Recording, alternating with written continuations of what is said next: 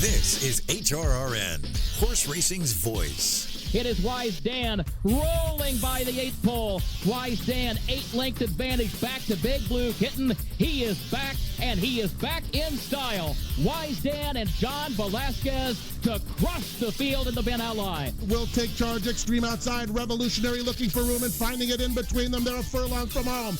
Will take charge, takes off on the far outside. He now shifts in just a bit. Carve is going with him. Between those two, it's right to vote, but Will Take Charge starts to assert himself late. And it's a confident Will Take Charge, handwritten to score by a length in the Oaklawn Handicap. Welcome to the Equine Forum, presented by TwinSpires. Zulu Alpha 5th up on the outside. Henley's Joy 6th back toward the rail. Zulu Alpha is coming down the outside to try to catch Postulation. Zulu Alpha, Nakamura between horses. Postulation still there to the inside. Zulu Alpha rallying for Tyler Gaffalione to win the TVG Elkhorn Stakes. Awesome Speed and Governor Malibu, Awesome Speed in a stretch duel hill at Laurel in the Federica Tessia Stakes, Governor Malibu, Caramonos, Awesome Speed, Toledo, Awesome Speed, photo finish with Governor Malibu. It's a nose bob either way. Now here's Mike Penna. Good morning once again, everyone. Happy Saturday. Mike Penna, Baron of the Backstretch, welcoming you to the show that launched a network. It is the Equine Forum, presented by TwinSpires and all right here on the Horse Racing Radio Network. Thrilled to have you back in the starting gate with me right up until 11 a.m. Eastern on Sirius 162, XM 207, our affiliates in Lexington, Louisville, and across the country, streaming worldwide and podcast on our website, horseracingradio.net, or wherever you access your podcast. 14 days away from the Run for the Roses. We'll have all of the questions answered in just 2 weeks' time. And last week I opened the show talking about the decision made by the connections of Owen Almighty to remove the Tampa Bay Derby winner from the Kentucky Derby field and instead point for the Pat Day Mile on the Derby undercard. And if you recall, I praised them for that move, considering that they've said all season that they were concerned about distance limitations with the Son of Speightstown, which seemed to be confirmed with that sixth-place finish in the Bluegrass last time out. Well, earlier this week, his connections did an about-face, and they put Owen Almighty back into the Kentucky Derby field. Apparently, they're now okay with the 1.25 mile distance, which had been a major concern all season long. The allure of the Kentucky Derby is real, and it is powerful. Hunter Rankin, who is the president of Flying Dutchman Breeding and Racing, the owners of Owen Almighty, is going to join me at 8:15 Eastern after this first commercial break in a few minutes. You'll hear from him about 12 or 13 minutes from right now, and he's going to talk about that decision. And look, there are two schools of thought here. One, most owners are not going to get very many chances to run in the Kentucky Derby, and if your horse is one of the 20 who's earned a spot in the starting gate from what was a foal crop of approximately 18,700 foals born in 2022, then you take your shot. If you're one of the fortunate 20 from nearly 19,000 foals, think about those percentages, then yeah, you take your shot. Of course you do. Now you can flip that around, and the other way to look at it is say, you don't run just to run. Well, it's easy for all of us to say who are not in this position, who do not have a horse qualified for the Kentucky Derby. Hey, you don't run just to run your horse. Unless you feel like your horse has a legitimate shot, you don't run just to say you have a horse in the Kentucky Derby, just to get yourself a box. Do what's right by the horse. Easy to say that from the outside looking in. We saw that earlier this week with River Thames. Elliott Walton of WinStar saying their horse needs a little more time, and he's going to skip the Kentucky Derby and point for the Preakness. Now, you would expect that WinStar and China Horse Club are going to have more shots at the Kentucky Derby than Flying Dutchman, which maybe makes their decision a bit easier. I don't know. Again, never been in that position with a horse that is qualified for the Kentucky Derby. But when you would think, if you're WinStar and China Horse Club, and you're going to have, it's a numbers game, right? They're going to have so many more horses, likely, than Flying Dutchman. They're going to get more opportunities at the Kentucky Derby. This may be the only opportunity Flying Dutchman will ever have. But there's two ways to look at it here. And by the way, Owen Almighty is going to be the first Derby starter for Flying Dutchman. So there's that. And to that point, nobody knows how things will unfold in 2 weeks' time. Just ask the connections of Rich Strike, or Mind That Bird, or Giacomo. So to question or to sit on the outside looking in and criticize an owner for taking their shot doesn't really hold water for me. Unless that ownership group has stated on multiple occasions that the 1.25 mile distance of the Derby likely was not going to be in their horse's wheelhouse. Again, nobody knows what's going to happen in 2 weeks. But it doesn't give you a lot of confidence to include Owen Almighty on your tickets in 2 weeks, and neither does his fading sixth-place finish in the Bluegrass. I would have preferred that they stuck with their plan to go to the Pat Day Mile. I'm not the owner of the horse. I'm not around the horse every day. I don't know what they're seeing from this horse. I just know what I'm seeing from watching his races on the outside looking in. Again, Hunter Rankin going to be with me in just a few minutes, and I'll ask him those questions. Ramiro Restrepo is also going to join me in the first hour of the show, 8:35. It has been a roller coaster ride for the owner of Mage, who won the Derby 2 years ago. He had Ferocious on the Derby trail this year after a pair of runner-up finishes in Grade 1s in his 2-year-old campaign last year. And then Ferocious develops laminitis and dies on April 7th. You talk about a gut punch. Now, at that point, I don't think they were thinking Kentucky Derby with him anyway at that point. But still, to have your horse come up with laminitis and to die is heartbreaking. And Ramiro went through all of that. And on Thursday, he showed up at the OBS sale in Florida and purchases a Son of Uncle Mo for $1.3 million. He's back in the game. Not like he was ever out of the game. But you talk about a roller coaster ride, and this is a game, we say it all the time. The highest highs, the lowest lows. 2 years ago, you're celebrating a massive win in the Kentucky Derby. On April 7th, you're saying goodbye to your horse that you thought was going to be your Derby horse for this year. And on Thursday, now hope springs eternal with the son of the late Uncle Mo. So you'll hear from Ramiro coming up at 8:35. He'll talk to you about the heartbreak. He'll talk to you about the triumph. He'll tell you about what it's like being an owner and having to deal with these wild swings, these wild highs and these wild lows. Brendan Walsh, we're going to continue talking about the Kentucky Derby with Brendan Walsh at 9:20, second hour of the show. East Avenue runner-up in the Bluegrass. Looked like East Avenue is back in that race. I'll ask Brendan if he feels the same way. I'm sure he does. At least he's hoping East Avenue is back in form now after a couple of subpar efforts. He also sent out Gosger to win the Lexington Stakes last week. He's not going to go to the Kentucky Derby, but we'll likely see him in the Preakness Stakes if all stays on track. And he has a couple of horses in the Greatest Stakes at Keeneland today. So I'll talk to Brendan about that at 9:20. And in between all of this, 9 o'clock Eastern, Fritz Widamn, who is the Maryland Jockey Club Senior Vice President of Marketing, just assumed that position not long ago. He's going to talk about Preakness Preview Day at Laurel. 5 stakes races on the 12-race program this afternoon. First post is 12:10 Eastern, plus you have an NHC qualifier as part of that whole day. There are 5 stakes, and they're highlighted by 2 Win Today, See You in May qualifiers. Kind of a catchy name.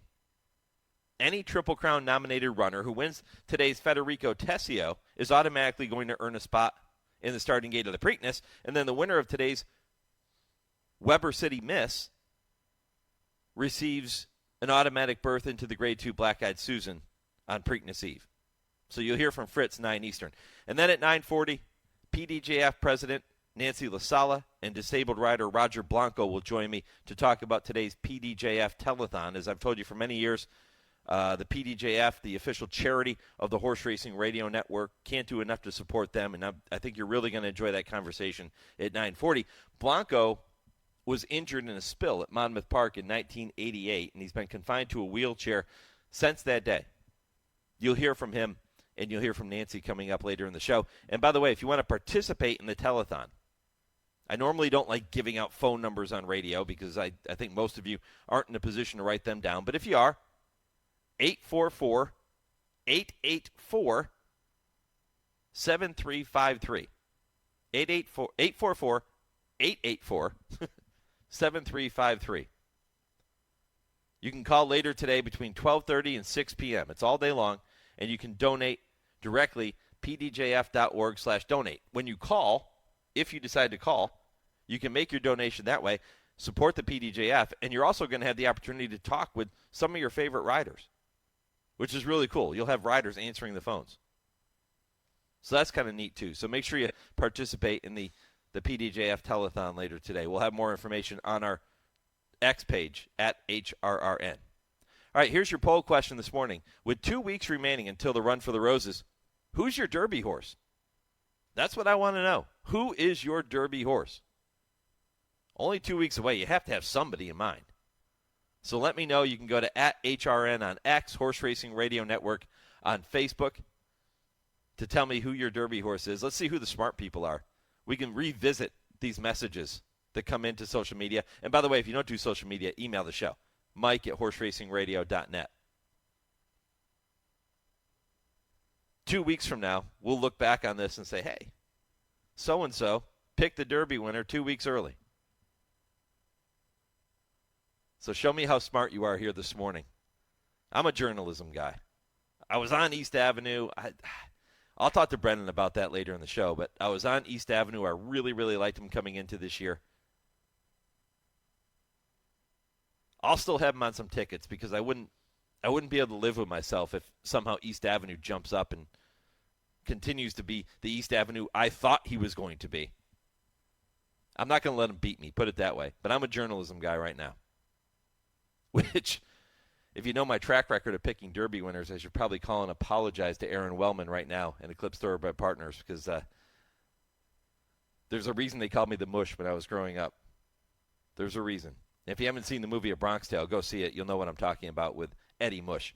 All right, time now to check in with our producer, Lee Delapina, for this week's impossible trivia question. Lee? Okay, thanks, Mike. Here's a two-part question this week. In what year was the Kentucky Derby referred to as the Streetcar Derby, and who was the winner that year? No Googling. We'll give you the answer at the end of the show. Yep, thanks, Lee. We'll check back in 10:55 Eastern, right around that time, and I'll give you the answer of that impossible trivia question here on this Saturday morning. All right, very busy show, as you can tell. When I come back, it's time for this week's Kentucky Bred Conversation. I welcome Hunter Rankin, the president of Flying Dutchman Breeding and Racing. This is the Equine Forum, presented by TwinSpires on HRRN, Horse Racing's voice. Race the TwinSpires, where you can unlock a $25 risk-free bet. Just use the code HRRN25 when you sign up. And if your first bet doesn't win, TwinSpires will refund your account up to $25. Wagering on the app is fast with free past performances, insider picks, and power plays every day you wager. TwinSpires. Download the app today to earn your $25 risk-free bet. Void where prohibited. For terms and conditions, visit TwinSpires.com. Must be 18 or older, 21 and older where applicable. For help with a gambling problem, call 1-800-GAMBLER. They're off in the Kentucky Derby. His sire is one of the most exciting young stallions in the world. His dam has become one of the most important broodmares in the industry. And on the first Saturday in May, his genetic brilliance shined brightest on racing's biggest stage. They come into the final 16, and it is going to be Mage to win the Kentucky Derby. Mage, standing at Airdrie Stud. Think about it. All the action, all the biggest players, all in one place. Follow the action from the racetrack to the sales ring at Keeneland on closing day of the spring meet. Right place, right time, right here. Make your move at the April Selected Horses of Racing Age sale, Friday, April 25th at Keeneland. Learn more at april.keeneland.com. Want to get your career in horse racing off to a fast start? Well, the University of Arizona's Racetrack Industry Program is your winning ticket. The Racetrack Industry Program has served as a springboard to some of the industry's most successful individuals, with a proven track record of job placement right out of college. If you want to earn a degree in the exciting horse racing industry, the Racetrack Industry Program can put you in the winner's circle. Scholarships are available. Visit rtip.arizona.edu. You're listening to the Equine Forum on HRRN, presented by TwinSpires. Owen Almighty brings him around to the top of the stretch. Brodeur, Patch Adams 3 wide. Veloso on the far outside. Chancer McPatrick still waiting for that seam to arrive as Owen Almighty turns him in. Owen Almighty to the 8th pole, 2 lengths in front of Chancer McPatrick, who tries to come after that one, but Owen Almighty's 3 lengths in front. Chancer McPatrick, a final 16th. Hill Road up the inside. It's Owen Almighty in front. Owen Almighty by 4. Owen, the all-powerful Owen Almighty, wins the Tampa Bay Derby. Chancer McPatrick was second. Third went to Hill Road. Patch Adams fourth. Jason Beam with a call of Kentucky-bred Owen Almighty's victory in the Tampa Bay Derby, his signature win to this point in his career. Owen Almighty is owned by Flying Dutchman Breeding and Racing, whose president is Louisville native Hunter Rankin. So bluegrass connections through and through, which leads me to this week's Kentucky-bred conversation presented by the Kentucky Thoroughbred Development and Breeders Incentive Funds, which, by the way, has issued a record $20 million in KTBIF awards this year to breeders of Kentucky-bred horses. Hunter is here with me now. Hunter, I appreciate the visit, my friend. Good morning. Yeah, thanks so much for having me. Man, it's been an interesting couple of weeks for Owen Almighty. He was declared out of the Kentucky Derby, pointing instead for the Pat Day Mile after that 6th-place finish in the Bluegrass. Then on Wednesday, you guys announced that he was back in the Derby field. So talk about the decision. Yeah, we had a lot of internal discussion and conversation, and it's a very, very difficult. It was a very, very difficult decision for the family, the Boersma family, and I think what it came down to was it is the Kentucky Derby, and he's earned a spot, and they want to give it a shot, and it's. When you get into these types of situations, I don't think you ever really know what you would do unless you're in that moment and in that conversation. So I have a lot of respect for the whys and the why that we're doing this, and I think the horse is doing really well. He came out of the race really well. If it was any concern for the horse at all, we wouldn't be doing this. But he's a warrior, and I know he's gonna fight for us, and I know he's gonna be a long shot. But he's gonna give it his best shot. And funny things happen in that race, so we'll see what happens. It's interesting. I opened last week's show praising the decision to skip the Kentucky Derby and to point for the Pat Day Mile because of the fact that all season long it seems like we've been talking about distance limitations for Owen Almighty. And not just us in the media, but you and the connections all saying, okay, maybe he's got some distance limitations. The Pat Day Mile might be a better spot. And I praise that decision, saying you do what's right by the horse. You don't give in to the allure of the Kentucky Derby. Well, what is it about what you're seeing from him now that makes you feel more comfortable with that 1.25 miles?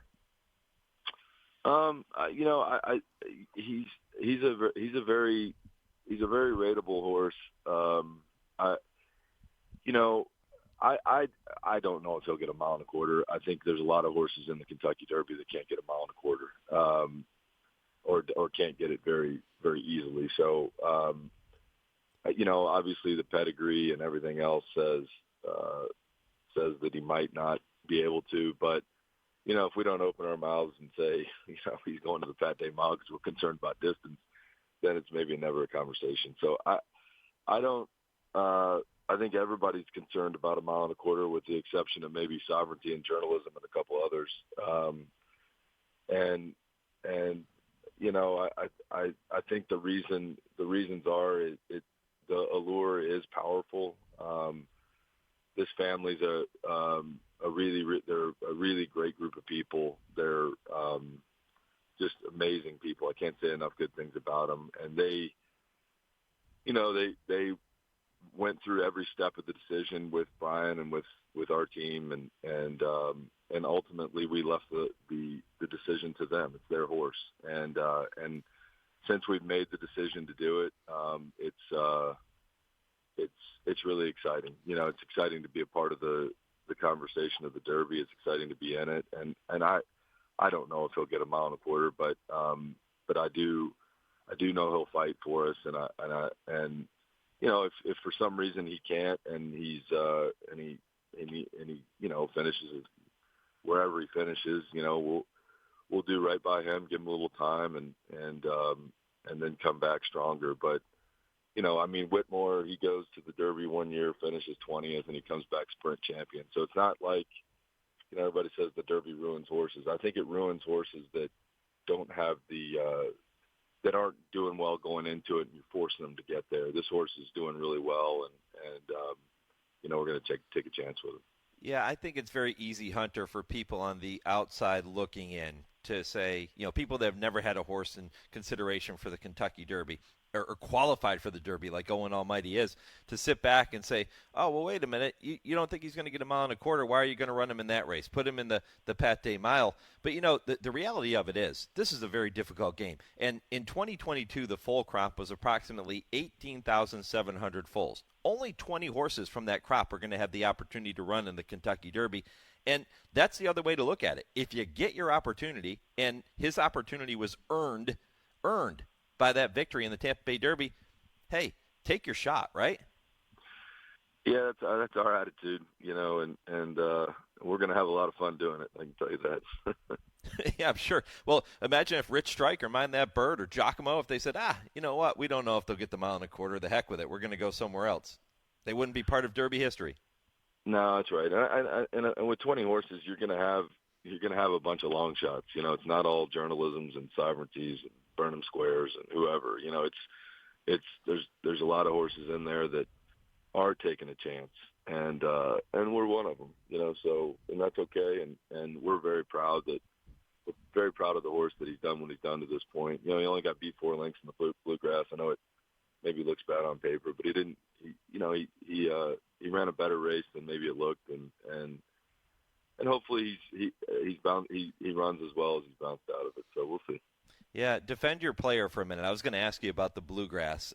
It didn't look good at all, and when you look at the chart, it doesn't look all that great. You mentioned the margin of victory, all those types of things, but defend your player for me. What was it? What was the silver lining for you when you look back on the Bluegrass?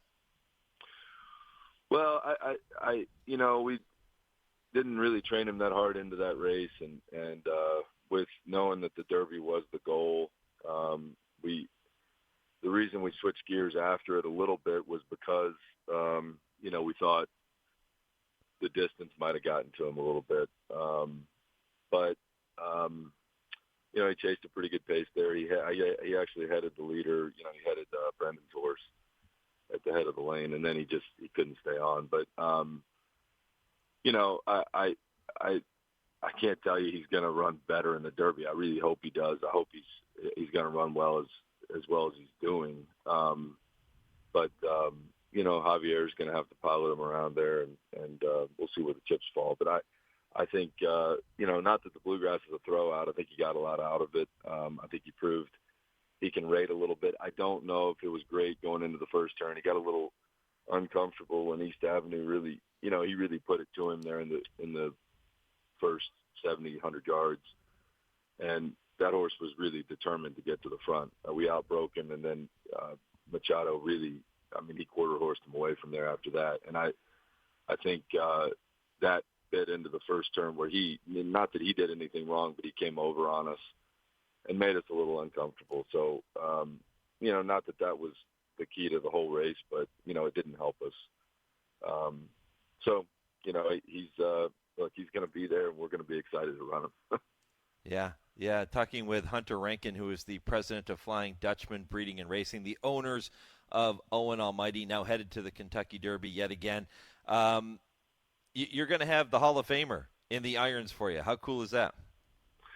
Yeah, he's great. Javier, we go back a long way with him, and a really, really good guy, and obviously he knows how to win a Derby. Won a couple of years ago. So, but more than that, he's just a very, very good rider. Has been for a long time. I know he doesn't ride as much as he has in the past. I know he picks his spots and things, but he still knows how to get it done. And what a great guy too. So we're very lucky to have him.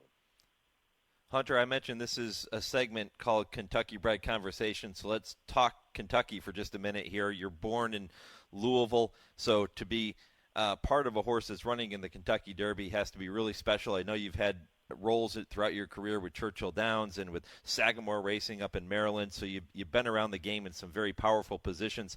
But how cool is this for a Louisville kid to be sitting here watching their horse in the Kentucky Derby?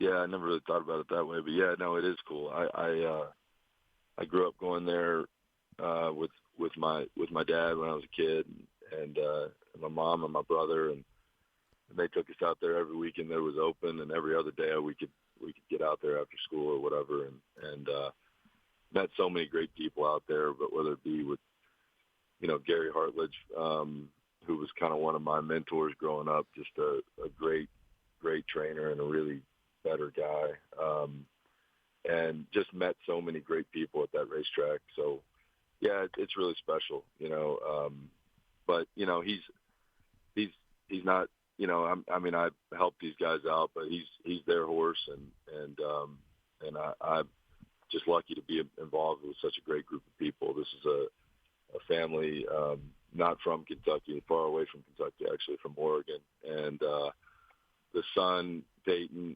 one of their sons, there's 5 boys, and Peyton's moved out here, and he moved to Kentucky, and we bought a farm here, and in the process of hopefully buying a little more land here, so we can breed Kentucky breds here in Kentucky, and we're up to 15 mares on the farm, and hopefully on our way to a lot more than that, and I think these people are very, very committed to doing things the right way, and they're committed to the industry, and they're putting their money where their mouth is, and I'm just happy for them, that they are having some early success, and our team, that's what we're devoted to, is trying to help them reach their goals and their dreams, and one of those is obviously to run in the Derby, and one of those is hopefully to win the Derby someday, and whether it's this horse or another one, hopefully it's one that we bred here in Kentucky. So,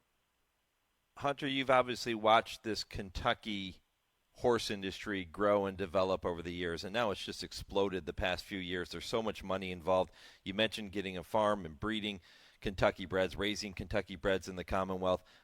What is it about the program now in Kentucky that just makes it so lucrative and so appealing to outside owners to want to get involved? Well, I think the economic model starts to make a little more sense when the purses are as they are. It's very, very, very expensive to train these horses and train them the right way and give them the care that that you want to give them. And so when you have a model like Kentucky, it's great. I mean, it creates a lot of competition, and it's created a really competitive environment here. The horse flesh that's in the state of Kentucky now, as opposed to when I was a kid. When I was a kid, it was all, not all, but I mean, the Midwest was looked down upon by the East Coast, and it was, pretty much New York and Florida, and that's where the circuit was. And that's shifted somewhat, to the Midwest with Kentucky's program, and I think it's strengthened the talent level that goes down to fairgrounds in Oaklawn in the winter, and because a lot of the guys that are based in Kentucky, that's where they go in the winter. So I think it's strengthened other places. I think it's strengthened this region, but overall it's incredible. The amount of opportunity that's here, as opposed to what it was 10 years ago and even 5 years ago. Hunter, I want to wish you and the team all the best with Owen Almighty. Let's see if he can find a way to figure this thing out and get that 1.25 mile distance for you. Either way, I know it's going to be a fantastic experience. Enjoy every minute of it, my friend, and I really appreciate the visit this morning. Thank you so much, Mike. Appreciate it. All right, Hunter Rankin, president of Flying Dutchman Breeding and Racing. That is your Kentucky bred conversation for this Saturday morning. First implemented in 2005, the KTBIF has provided more than $250 million to breeders of Kentucky breds winning eligible races worldwide. In 2024, Kentucky breds won 72% of greatest stakes races in the U.S., including the 3 legs of the Triple Crown with 3 different horses, and they captured 10 Eclipse Awards, led by Horse of the Year and champion 3-year-old filly Torpedo Anna. And horses from the Bluegrass shined recently in Dubai, with Hit Show topping a 1-2 Kentucky bred finish in the Dubai World Cup, Dark Saffron taking the Golden Shaheen, and Raging Torrent winning the Godolphin Mile. And we do not plan on slowing down. Kentucky breds, breed them, raise them, race them, we all win. For more information on racing and breeding in Kentucky, visit KentuckyBreds.com. Yeah, we'll see. Owen Almighty has his work cut out for him. Hunter Rankin saying, we don't know if he'll get the 1.25 miles. We're going to take our shot. But really, you don't know until they do it, right? So we'll see. Stranger things have happened. As I mentioned, just look at some of these horses that have won that people said they're never going to win. No shot. Rich Strike, Mind That Bird. 50-1, Giacomo. I mean, it happens. But he's going to need the right trip. He's going to need a lot of luck. And you heard him say if he's in contention, he's going to fight. So all the best of those connections there. All right, coming up next, you're going to hear from owner Ramiro Restrepo. He's going to look back on what has been a roller coaster ride since winning the Kentucky Derby with Mage a couple of weeks ago. I'll tell you that story next, right after your Legends of the Turf and this short commercial break. March 12, 1966 marked the end of an era in thoroughbred racing. It was Act 3, Scene 3 for a jockey who went out the way it was meant to be, a winner. That day was, without a scintilla of doubt, the singular, most moving, dramatic day in the long and most illustrious history of fabled Santa Anita Park. Indeed, there was more feeling and emotion than you could cut with a proverbial fork. Yes, more than on March 4th, 1940, when Pappy, the great old C.S. Howard campaigner's Seabiscuit, managed to score a victory in the Santa Anita Handicap on what amounted to 3 legs and a veritable mountain of courage after coming out of retirement. And yes, more feeling than when Citation, thwarted first by injuries and then by his brilliant adversary Noor, in his indomitable quest to become racing's very first $1 million earner, finally made it on a golden California afternoon in July of 1951 at Hollywood Park. Because you see, on this particular day, the final paragraph was written to an unbelievable storybook ending of the single most extraordinary saga of a jockey in all of racing's legend, lore, and mystique-filled history. On this day, that paragraph was written in capital letters and finished with an exclamation point. The gentleman who's the subject of this story was born in England, came to the racetrack out of a Canadian coal mine. Compositely, his career included 32,500 mounts, 6,032 winners, and a legacy among racing aficionados that lives to this day. In his final race, he was aboard George Royal, a Canadian bred at that, in a final twist of irony, and he won the San Juan Capistrano Handicap with a ride that was a trademark of his uncanny talent and had stamped him as the riding great for most of the 4 decades as a saddlesmith. His final day in the iron, so to speak, was announced with dramatic suddenness. It was totally unexpected and was, in no small measure, responsible for Santa Anita's largest crowd of the season, 60,000 plus. George Royal, our subject's mount, had won the Capistrano the year before, but had gone unplaced in 4 starts during the 1966 campaign and was listed at nearly 7-1 with betting public at post time. This in spite of the sentimental attachment to the subject of this dissertation who was in the saddle. Most of those in the vast assemblage on hand felt this rider had chucked up his final victory when he booted home a horse named Chiclero in the 4th race on that day's card. And that victory had been scored in rather typical fashion for this little reinsman on the bill daily and then nursing his mount home to the wire. The camera and newsmen duly recorded that bit of history, which, as it turned out, was not nearly of historic import it appeared to have been at the time. In the Capistrano, something warm and gentle and dramatic of the ilk of the Frank Capra classics of the cinema was about to unfold. As our man got a leg up in the paddock, the enormous throng cheered long and loud, and many openly wept for the little man who had provided countless thrills for the racing public all over the country. The little man bit his lip to keep from showing the tears welling in his eyes. The display of heartfelt adulation literally unbounded and heretofore unseen and unheard at a racetrack. While the race itself, Bobby Ussery took Plaque to the front to set the early fractions and was still in the lead and drawing away from his nearest rival, Polar Sea. But now Hillrise, who was the post-time favorite, and George Royal both commenced to move together from off the pace. Hillrise could not stay with George Royal's strong move, and as George Royal moved boldly toward the front runners in the brightly glistening late-afternoon California sun, track announcer Joe Hernandez got the crowd cheering and screaming like a clap of thunder with the dramatic unfolding of the race to the wire. George Royal was fourth, third, second, with only Plaque to catch in the drive to the wire. With less than a furlong to run, George Royal came abreast of Plaque, and those two raced right together, matching strides in a heart-pounding display of thoroughbred racing. In the very final jump, our subject was able to get his horse up to stick his nose in front of the wire in a finish that left a huge throng absolutely agog. Our man came back to the winner's circle for the last time, dismounted, got on the scale, and began that long last walk back to the jockey's quarters, midst both tears and cheers of adulation for a true champion. He'd gone out the way the script should have been written, a winner. That man and the story of that race were the stuff of which Shakespeare's dreams are made. He was Johnny Longden. This is HRRN, horse racing's voice. Race the TwinSpires, where you can unlock a $25 risk-free bet. Just use the code HRRN25 when you sign up. And if your first bet doesn't win, TwinSpires will refund your account up to $25. Wagering on the app is fast with free past performances, insider picks, and power plays every day you wager. TwinSpires. Download the app today to earn your $25 risk-free bet. Void where prohibited. For terms and conditions, visit TwinSpires.com. Must be 18 or older, 21 and older where applicable. For help with the gambling problem, call 1-800-GAMBLER. Get in on the action at Preakness Preview Day, Saturday, April 19th at Laurel Park. Watch Rising Stars battle in the Federico Tessio and the Weber City Mist Stakes. Automatic qualifiers for the Preakness 150 and Black Eyed Susan Stakes. Register for the Handicapping Challenge for a chance to win exciting prizes. Plus, enjoy the 12% takeout on the Value Pick 5. First post is 12:10 p.m. Visit laurelpark.com for more details.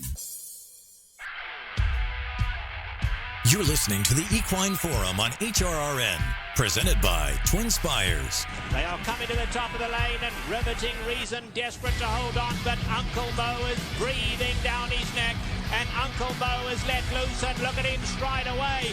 Uncle Mo, big leaping strides. He's opening up. Boys on Toscanova is second, but this is an overwhelming performance by Uncle Mo, the son of Indian Charlie. John Velasquez just got to point him in the right direction, takes a look back.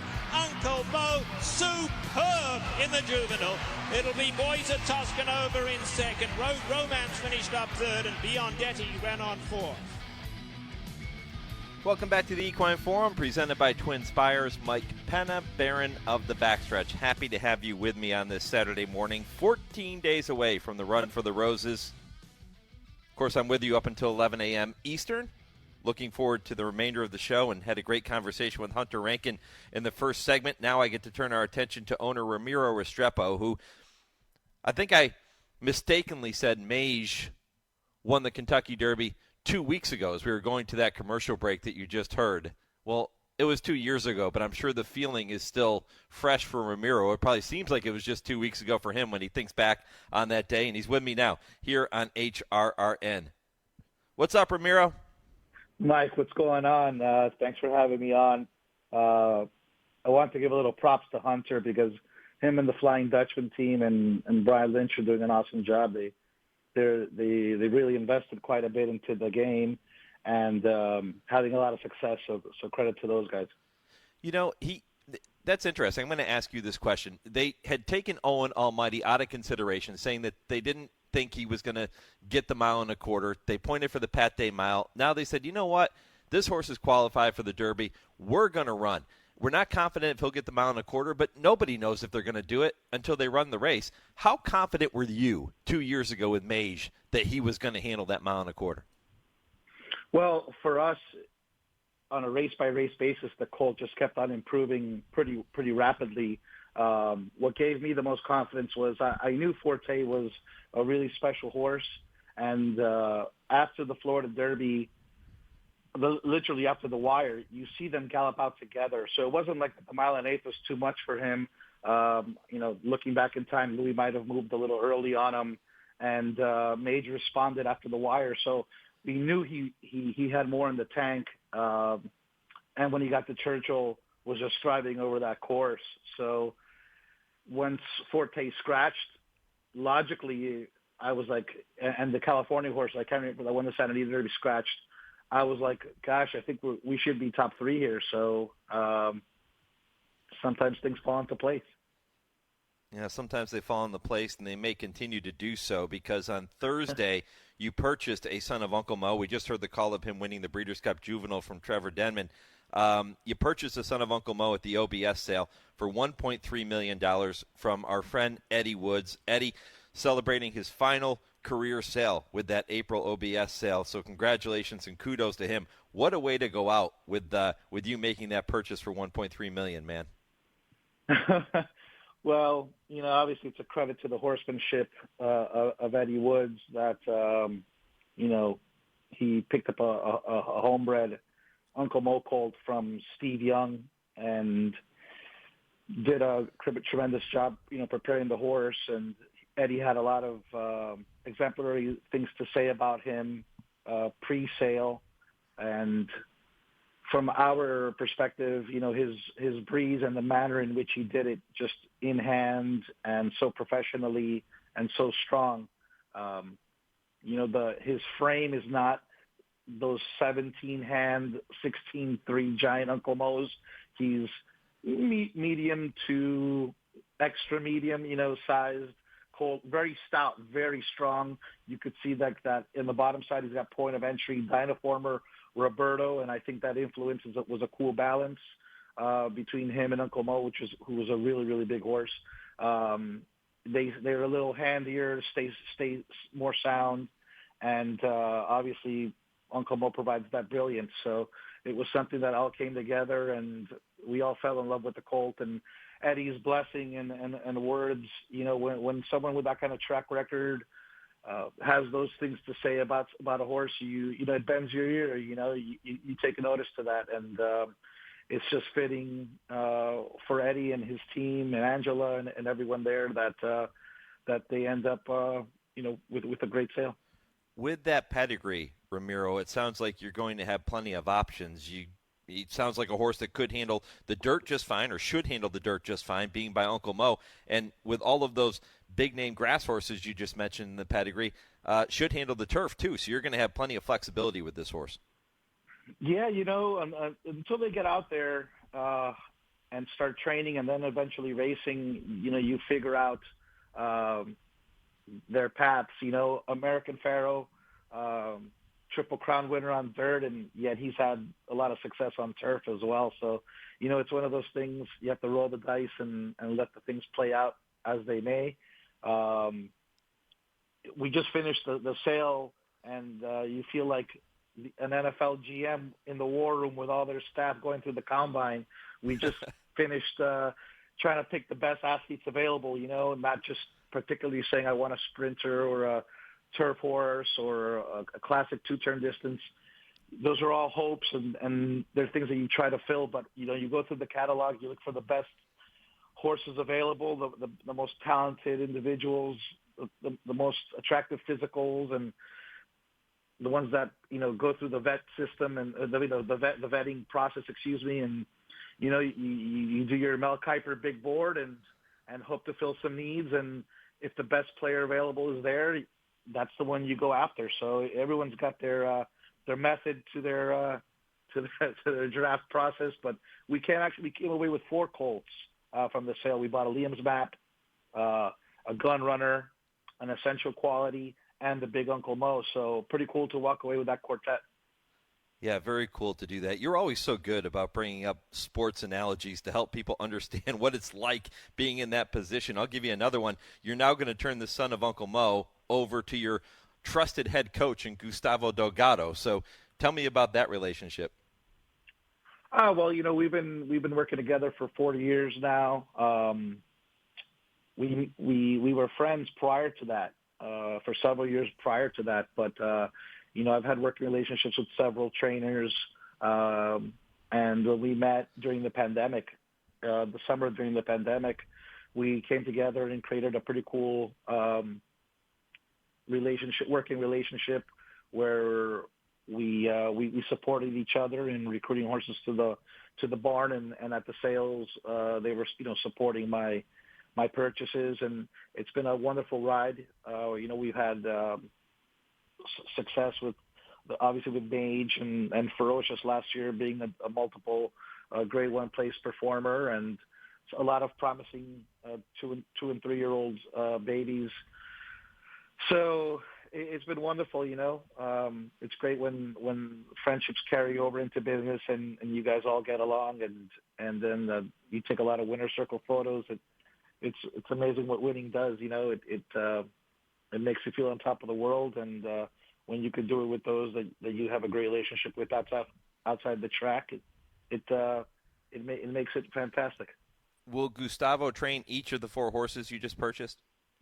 This year we've purchased so far. We have 14 2-year-olds, which a combination of colts and fillies, yearlings from last year, and then the March show this year and May.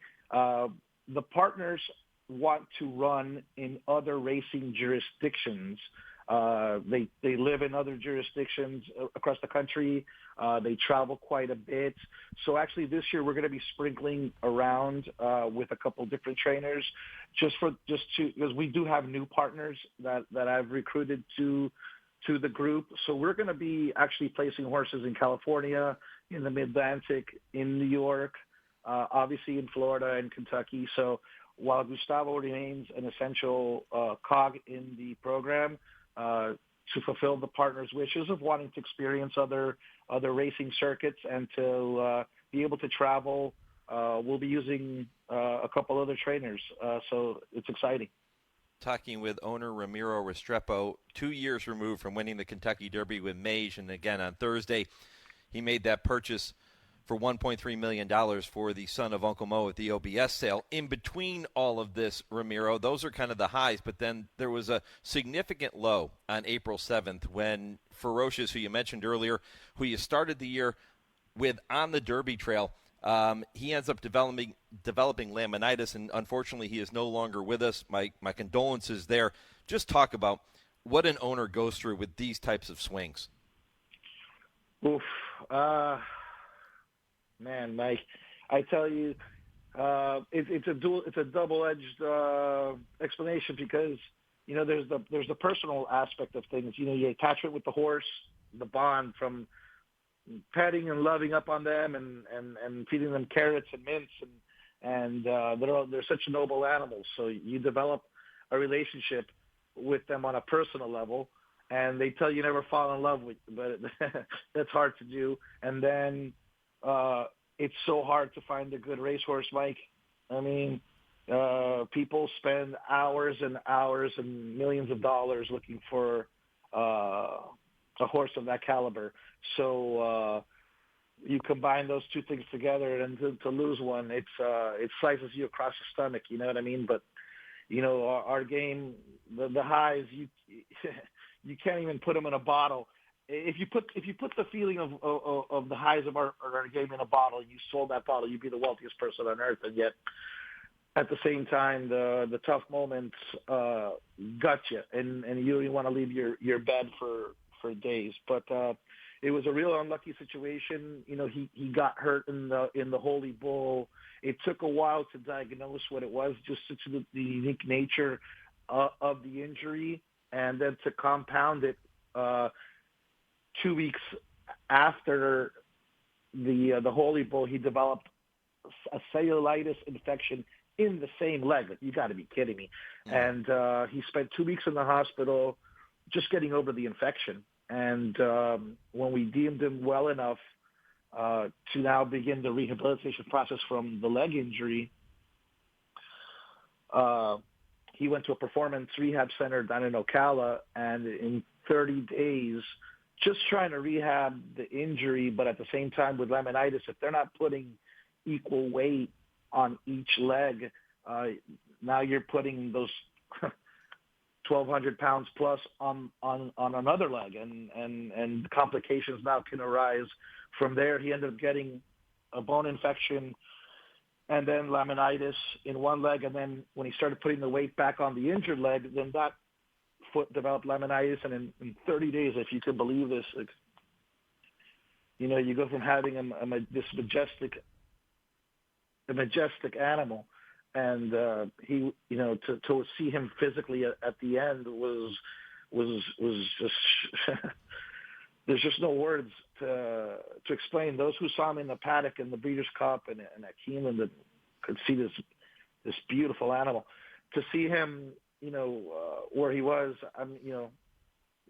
you could only say you're glad he's at rest now and not suffering physically, but mentally and emotionally, it affected myself as a owner, as an agent, as a director of the partnership group, all the partners. It's a tough one, brother.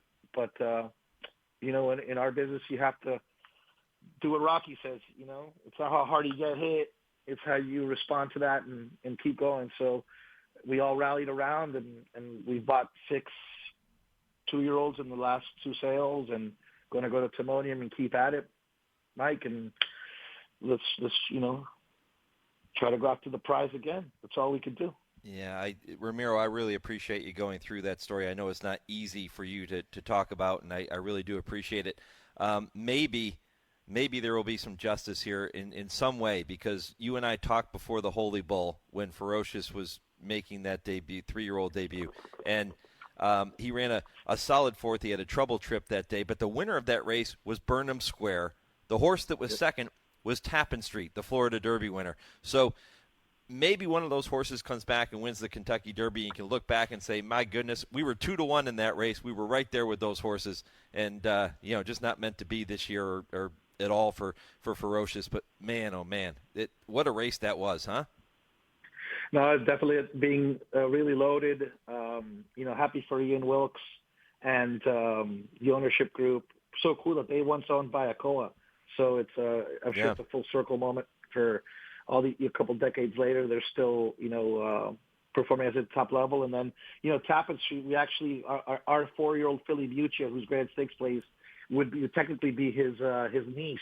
Her dam and Tappan Street are brother and sister. So I'm actually we're rooting for him from a pedigree perspective as well, and for her overall value. So pretty cool to have a member of the family on the trail as well. It's such a special week, or the weeks leading up to the Kentucky Derby. There's all the connections.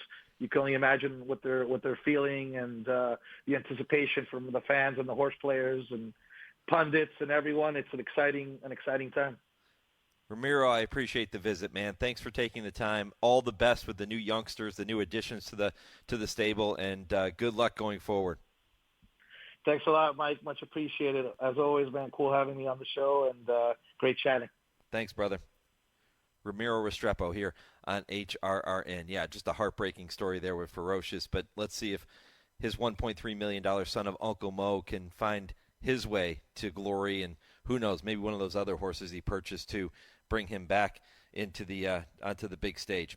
All right, when I come back, it's time for this week's edition of Calling All 3-Year-Olds, presented by Spendthrift, and I'll tell you what's ahead in Hour 2 and Hour 3. This is the Equine Forum on the Horse Racing Radio Network. Hi, this is Kelsey Grammer. When military service members head into battle, none are expected to face the enemy alone, but many return home and become isolated as they struggle with the visible and invisible wounds of war. It can be difficult knowing how to overcome that challenge and rekindle bonds similar to those formed in the military. Wounded Warrior Project supports these injured veterans through their recoveries by connecting them with fellow warriors and their communities. No one should fight this battle alone. Join us at woundedwarriorproject.org. Did you receive a call or message that mentioned Social Security and demanded immediate action? Did the caller know your Social Security number or other personal information and tell you that your Social Security number had been used in connection with the crime? Did you feel worried that your Social Security number might be suspended, your bank account might be frozen or seized, or you could be arrested? That is not the Social Security Administration. Social Security will not threaten you, demand your personal information, or instant payment. email or text you pictures or documents, or use a real government official's name to gain your trust. Social Security does not accept payments by gift card, prepaid debit card, internet currency, or by mailing cash. Criminals use these forms of payment because they are hard to trace. Do not be fooled. Hang up. Ignore them. Report this criminal activity to the Social Security Administration Office of the Inspector General at oig.ssa.gov. Produced at U.S. taxpayer expense. Adopt U.S. Kids presents What to Expect When You're Expecting. A teenager. Learning the lingo. Today I'm going to help parents translate teen slang. Now, when a teen says something is on fleek, it's exactly like saying, that's rad. It simply means that something is awesome or cool. Another one is totes. It's exactly like saying, totally, just shorter. As in, I totes love going to the mall with Becker. Another word you might hear is jelly. Jelly is a shorter, better way to say jealous. As in, Chloe, I am like so jelly of your unicorn phone case. You don't have to speak teen to be a perfect parent. Thousands of teens in foster care will think you're, rad just the same. To learn more, visit adoptuskids.org. A public service announcement brought to you by the U.S. Department of Health and Human Services, Adopt U.S. Kids, and the Ad Council. Check out the all-new horseracingradio.net. All the same great horse racing radio content in a new, easy-to-use design. Listen to all of our shows streaming live or access the replays anytime. See our schedule, sign up for our newsletter, download our latest podcasts, and so much more. It's all on our website at horseracingradio.net. That's horseracingradio.net. They're all in line. And they're off. Spendthrift Farm presents Calling All 3-Year-Olds with Bobby Neuman. The final points qualifier on the road to the Kentucky Derby took place last Saturday at Keeneland. It was the Grade 3 Lexington Stakes, but none of the runners had enough points going in so that a win would propel them into Derby contention. In the end, Brendan Walsh's Gosger powered past the pace-setter Bracket Buster to win going away by 2 lengths. Both top 2 finishers could be seen next in the Preakness on May 17th. There was some movement regarding possible Kentucky Derby horses, though. First off, Tampa Bay Derby winner Owen Almighty is skipping the Derby in favor of the Pat Day Mile. That opens up a spot for Jeff Ruby runner-up Flying Mohawk. Heart of Honor, who finished second in the UAE Derby, is skipping the Kentucky Derby in favor of a Preakness try.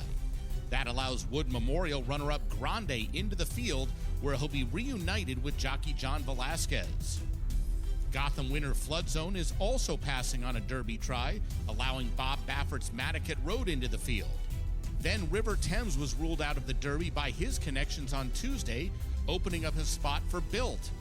But hold everything, because on Wednesday, the connections of Owen Almighty changed their minds and are running him in the Derby after all, knocking Built back to the sidelines for now. Some jockey news, too. Irad Ortiz Jr. replaces Flavian Pratt aboard Steve Asmussen's Publisher. Pratt, who's clearly one of the nation's best riders, is now searching for a Derby mount. East Avenue could be a possibility. I'll be back with this week's top 5 list right after this word from Spendthrift. Zandon's poetry in motion. Big horse, but light on his feet. And he's always showed up and been consistent and been right there with some of the top horses in training. In the Bluegrass Stakes, he showed his determination and his raw ability. It's over. Zandon wins the Toyota Bluegrass. I feel breeders will be really blown away by what a striking, outstanding-looking horse he is. Check out the first foals by Grade 1 winner Zandon at SpendthriftFarm.com. This week's top 5 list of Derby contenders looks like this. Number 5, Burnham Square, overcame a tough start to win the Bluegrass. He'll need a cleaner trip at Churchill. Number 4, American Promise, crushed him in the Virginia Derby, but it's hard to tell how good that effort was. 3 is Tappan Street, great effort when winning the Florida Derby, and he just keeps getting better and better. Number 2, Journalism, overcame a bad trip to prevail in the Santa Anita Derby. He's a logical favorite in the Kentucky Derby. And number 1, Sovereignty, second best to Tappan Street in the Florida Derby, but it didn't look like he loved the track at Gulfstream. Chance for much better in Kentucky. That's your Calling All 3-Year-Olds segment presented by Spendthrift, the Breeders' Farm.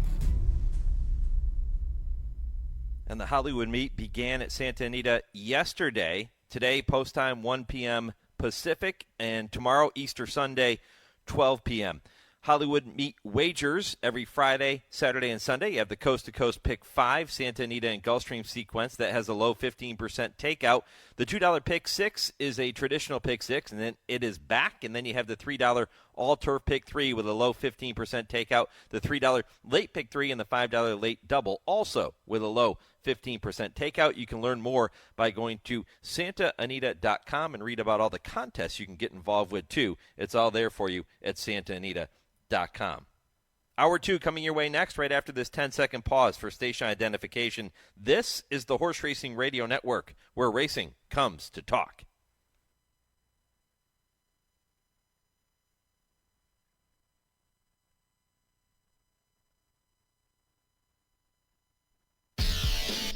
This is the Equine Forum, presented by TwinSpires.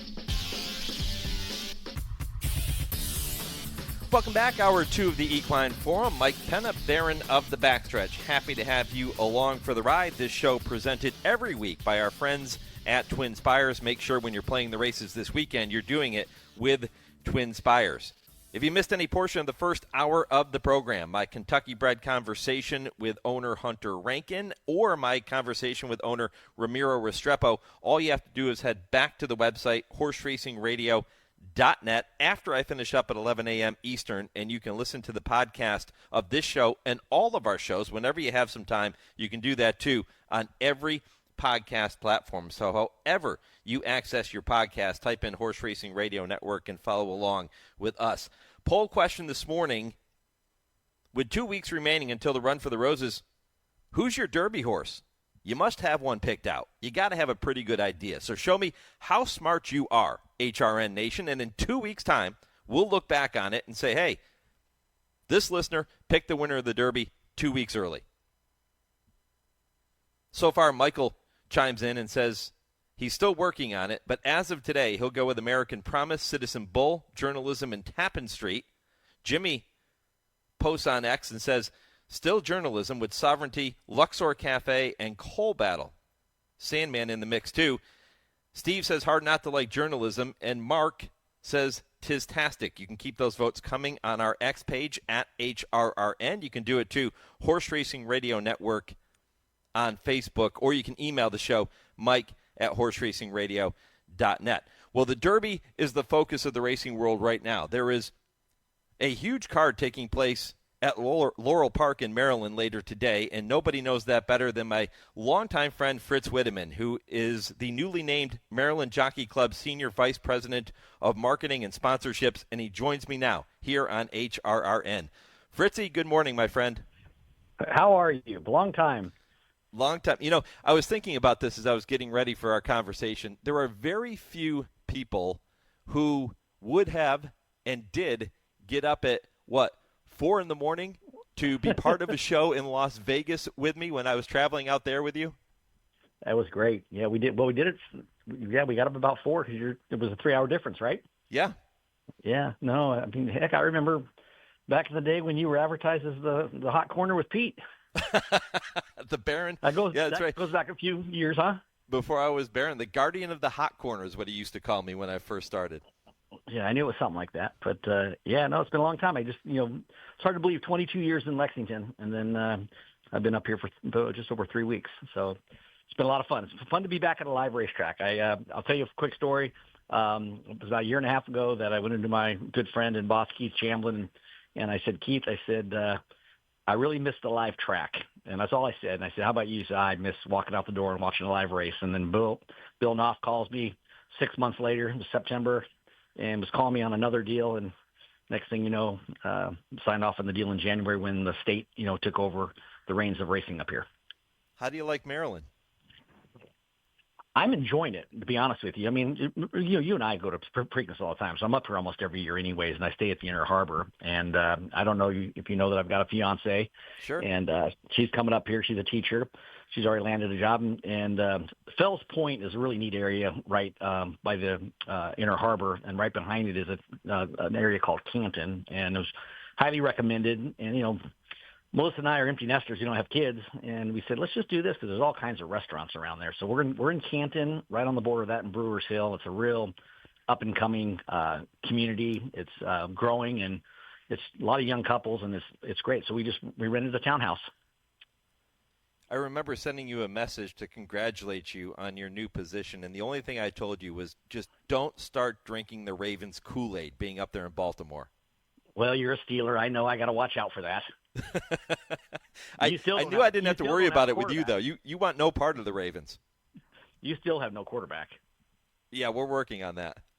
Yeah, I've got a bad team. I'm the Ram fan, so we don't do very well. Hopefully, we'll turn the corner. Well, listen, let's talk some racing because it is a special day at Laurel this afternoon. 5 stakes races on the 12-race program. First post 12:10 Eastern. You have an NHC qualifier. A couple of win-in-your-ins when we look ahead to Preakness Day and Black-Eyed Susan Day. So tell me what folks can expect at Laurel this afternoon. Well, we've got the 2 last preps, for the Black-Eyed Susan and the Preakness. So the Federico Tessio will go today. I think it's the 11th race. And then we got the Weber City for the Black-Eyed Susan. So those are the 2 big ones there. And we just got a couple other stakes. They're all 100,000. We got the Henry Clark, the Dahlia, and then, King Leatherbury, who's the legend here, the trainer. So we got those 3. So it's 600,000 in purses. It's big for us. I think the big thing here, Mike, is yesterday we just started our turf racing, and we just had a huge day yesterday. And then today, I think we're averaging 10 a race. We got 120 horses in 12 races. That's me not knowing the scratches yet. But we had a huge handle day. It's really nice to see, Georgianne and Julian, racing secretary, just put together some nice cards here. So it's good. And the other thing, which we're trying to get out to the fans, is we actually have an early pick 5 and a late pick 5, and it's only a 12% takeout. So we really, really lowered the takeout on that. And so we're looking for that to really take off. So we're pretty excited about that. But today, we got all kinds of stuff going on here, and you're right. We have an NHC qualifier. We got 2 seats we're giving away, and there's also a BCBC seat. And you probably remember back in the day when you were out there with me, and I'm not sure you were there in 07, but Stanley Bavlish, who was the champion, and he's also in the Hall of Fame, he's from Frederick, Maryland, so he'll be here today. And I called him to see if he'd do some PR for us, and we put his picks out on social media yesterday, and he's actually doing our handicapping show this morning. So it's kind of fun to see these guys come back. Now, the contest also, it's not just on track. You can go online as well. So we'll probably get 150, 200 people gunning for the seat in Vegas, which, last year or a couple months ago, the guy that won took home like $825,000. So wow. We're excited to bring this thing back. Yeah, the NHC has just been phenomenal. That's another thing. I know your friend Steve Bick is out there, but it'll blow you away if you were to do your show out there. It's incredible what it's grown to. Yeah, no doubt about it. And I remember those early days when you and I would sit out there getting up at 4 a.m. Do you remember the time we couldn't find there was no coffee open anywhere around the casino at 4 a.m.? I don't know how that's possible in Vegas, but you and I we went on the air at 5 a.m. Pacific time, and I'm not a morning person. 5 a.m. Pacific time with no coffee. That was brutal. Yeah, no, that caught us off guard.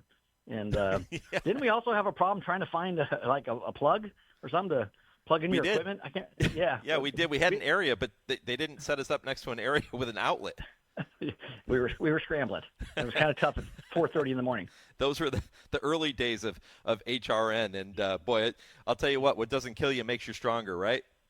Yeah, well, it's good. I mean, I loved helping you out in the early days, and I think we also gave you a John Deere to give away or something on one of your years and stuff. That's right. No, it's great to see where you're at. It's awesome. It's been really, really fun. Yeah, likewise. So as the senior vice president of marketing and then sponsorships, you mentioned some of these special wagers. How closely do you work with the team when it comes to putting these wagers together, since you're the one who's going to be promoting them? Well, so just realize, so Bill Knopf, who's our president and general manager, when he got hired like in September, but officially he couldn't start till January 1st because that's when we actually took over with the state. And I stayed all the way through the NHC, which I didn't get here till March 20th. So it was already put in place. And, Bill's bringing a lot of his great ideas from Monmouth Park. I've got my background with Hollywood Park and the Santa Anita. Yes, we play a vital role on this, in the racing department. naturally has to put some great races together to make the pools big for the fans. I mean, nobody wants a 5-horse field in a pick 5 or a late pick 5. But no, we're involved. We got advertising everywhere. We're still trying to get it out there. We've got some work to do. We've changed things here. We're only racing Friday, Saturday, and Sunday. We have simulcasting Wednesday through Sunday. Stronach did put a lot of money into this Laurel Park. I mean, they've done a lot of stuff, so it's really nice. We just got to get the advertising out and the mentality to all these bettors and stuff. We're back. This is what we're doing. This takeout is fantastic for you. It's low. You don't have too many pick 5s that are 12% from that standpoint. But you're absolutely right. We have to work with our racing office. We've got to come up with some things. It's like back in the day when Martin Panza was Hollywood Park. He came to us and said, Keith, Fritz, I want to do $1 million guaranteed pick 6. And, Martin was probably the one that really got it off the ground. And so we said, really? He said, believe me, they will bet it. And so the first time we did it, we insured it just to make sure. But we found out that whenever you had a carryover at Hollywood Park, the bettors the next day, if it was a carryover, the average was they would put 2.5 times that amount to go after it. And so we started that, and then it just exploded. So we'll do the same things here. What we have to use, Mike, here from a marketing standpoint is, we've got to use a lot of social media. We've got to use a lot of, email blasts. We got to, use the website. We're in Baltimore's a big city, and you can get lost in a lot of the advertising that's out there on all the major stations. But, I'm coming in here, little grassroots effort here. I've got a lot of work to do. We got to get the community engaged. We got to tell the story about the new Pimlico. I'm really here to help really launch the 2027 brand new facility that's going to go up there in Pimlico. I saw the renderings the other day, the first ones. We haven't released them yet. We're still making a bunch of changes, but the building's going to be gorgeous. That's my understanding. The track, both the dirt and turf, will stay, but we knocked down Pimlico June 1st. So June 1st it gets demolished, and they get moving right away. And like I said, the goal is 2027. The Preakness this year at Pimlico, the Preakness next year at Laurel, we do not run it at all. So it's still the Stronach Group. When you get to 2027, then it becomes ours. So I'm kind of in a observation mode, and that's what Bill's asked me to do: observe all the Preakness Festival events, the Alibi Breakfast, the post-position draw, Black-Eyed Susan, and Preakness. So I'm kind of watching all the sponsorship activation. I'm watching all the marketing that they're doing, and trying to figure out what we're going to do, and hopefully improve things and make it an outstanding experience for the fans. Yeah, it's nice because at least coming in there in your position, whether it's in an observatory position like you just mentioned, or doing some active marketing for Laurel like you're doing now with Preakness Preview Day, Fritz, at least it's fun to be excited about racing in the state of Maryland, right? Well, it is. I mean, everybody's excited. I don't know the whole story behind the Stronachs. I mean, you and I have worked with them for a long time with all the other racetracks. I've had all the racetracks when I was doing all their John Deere stuff for the NTRA, but they wanted out, and they cut a deal with the state, and the state wanted it. And the Preakness weekend, just like Derby and Breeders' Cup, it's a big economic impact to the city there. Now, the economic impact is not as big as what the Derby is. Derby's huge. I think the Breeders' Cup does about $75 million on an economic impact in some of the cities they go to. We're not there yet, but hopefully with the new, Maryland Jockey Club, because we're called the Maryland Jockey Club now, we can bring that back and do the state well. And the good thing about it is everybody's engaged. I've got to go out and tell the story. I've already engaged the Greater Baltimore Commerce. I've engaged the Preakness Festival, and I'll engage with Visit Baltimore, and we're going to get out and have a speakers bureau and get out and tell the story. And I told it the other day to the Greater Baltimore people, and they didn't know the full story, and they're just thrilled. They're just tickled. And these are the people that we've got to get to, because it's going to pull in all the hotels and all the restaurants and everything in the community, and not just Baltimore. It's going to be statewide. So it's you can sit there and say it's a daunting task. I can tell you, like right now, I'm actually drinking out of a fire hose. But I've only been here 3 weeks, and I like what I'm seeing. And my fiance's been up here. She got her job, and she's, really enjoying it. The new city life, because we're actually living, right in the Inner Harbor area. And it's so far it's been fun, and we've got a great staff here, and they've been very welcoming. I've been, watching some of the things that they're doing and already making changes. Bill and I are on the same page, and he's pretty much said, go get it done. And it's been exciting. So it's fun to walk out the door and walk out to the track and see horses in person instead of watching them on TV. Are you back to doing a little bit of handicapping too? I have been, and since you want to know who my Derby horse is, because I heard your preview there, I always go for a long shot, and I actually was impressed with the Colonial winner that Lucas had, the American Promise, but I probably won't play that horse. I always end up playing the Oaklawn. I like the Oaklawn horses, and I like Publisher last time. I know he's still a maiden, and I know I like closers. I've always bet closers in the race. Sandman was very impressive. If he can run straight, he might just demolish everybody because he's all over the place. But I'll probably play those two out of there. I'm not so high on the California horses. I know people love this journalism, but I'm really not high out there. They're 5-horse fields. They're going to have to run against 20 horses. It's a whole different cookie. And you look at the Oaklawn, and even the horse that won the the Derby down at Fairgrounds. That was a very impressive race. Was it Tiztastic? Is that what the horse? Yeah, Tiztastic. Yep.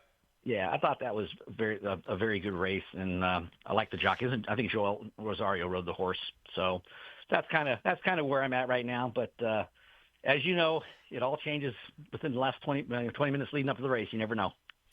Well, my good friend Sally Ellen Hurst of Country Life Farm up there in Maryland sent me an email, and she said that as a media man, I should be going for the journalism publisher exacta, and she said she also likes both Publisher on top and then using Coal Battle too. She goes, that dude just keeps showing up no matter what. So she's kind of on that same bandwagon as you.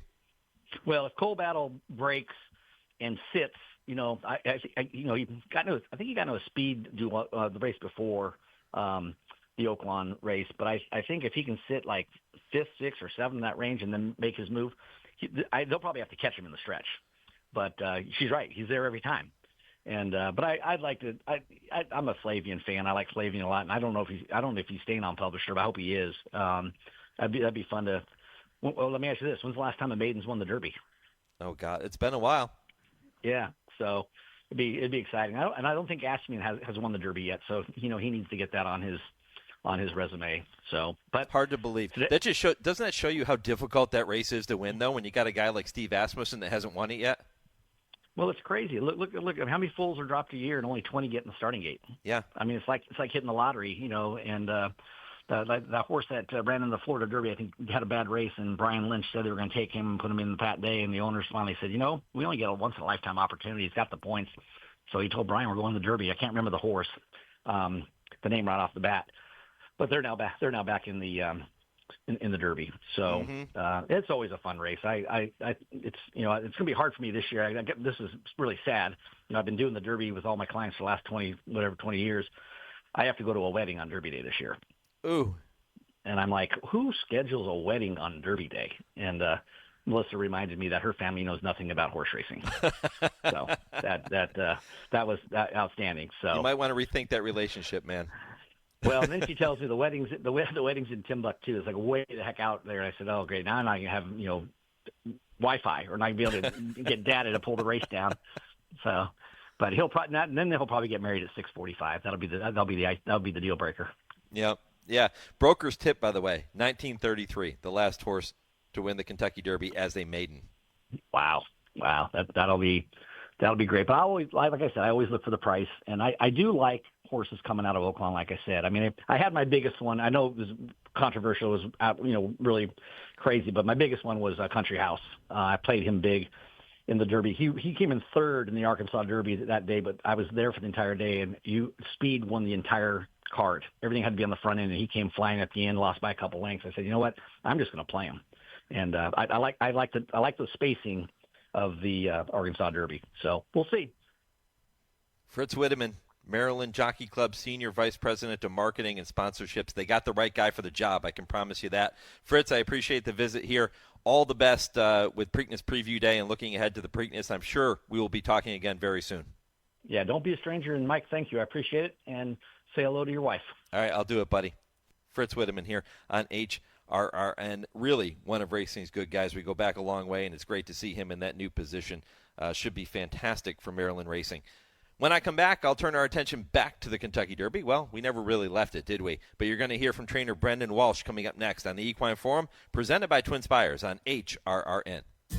Race to TwinSpires, where you can unlock a $25 risk-free bet. Just use the code HRRN25 when you sign up. And if your first bet doesn't win, TwinSpires will refund your account up to $25. Wagering on the app is fast with free past performances, insider picks, and power plays every day you wager. TwinSpires. Download the app today to earn your $25 risk-free bet. Void where prohibited. For terms and conditions, visit TwinSpires.com. Must be 18 or older, 21 and older where applicable. For help with a gambling problem, call 1-800-GAMBLER.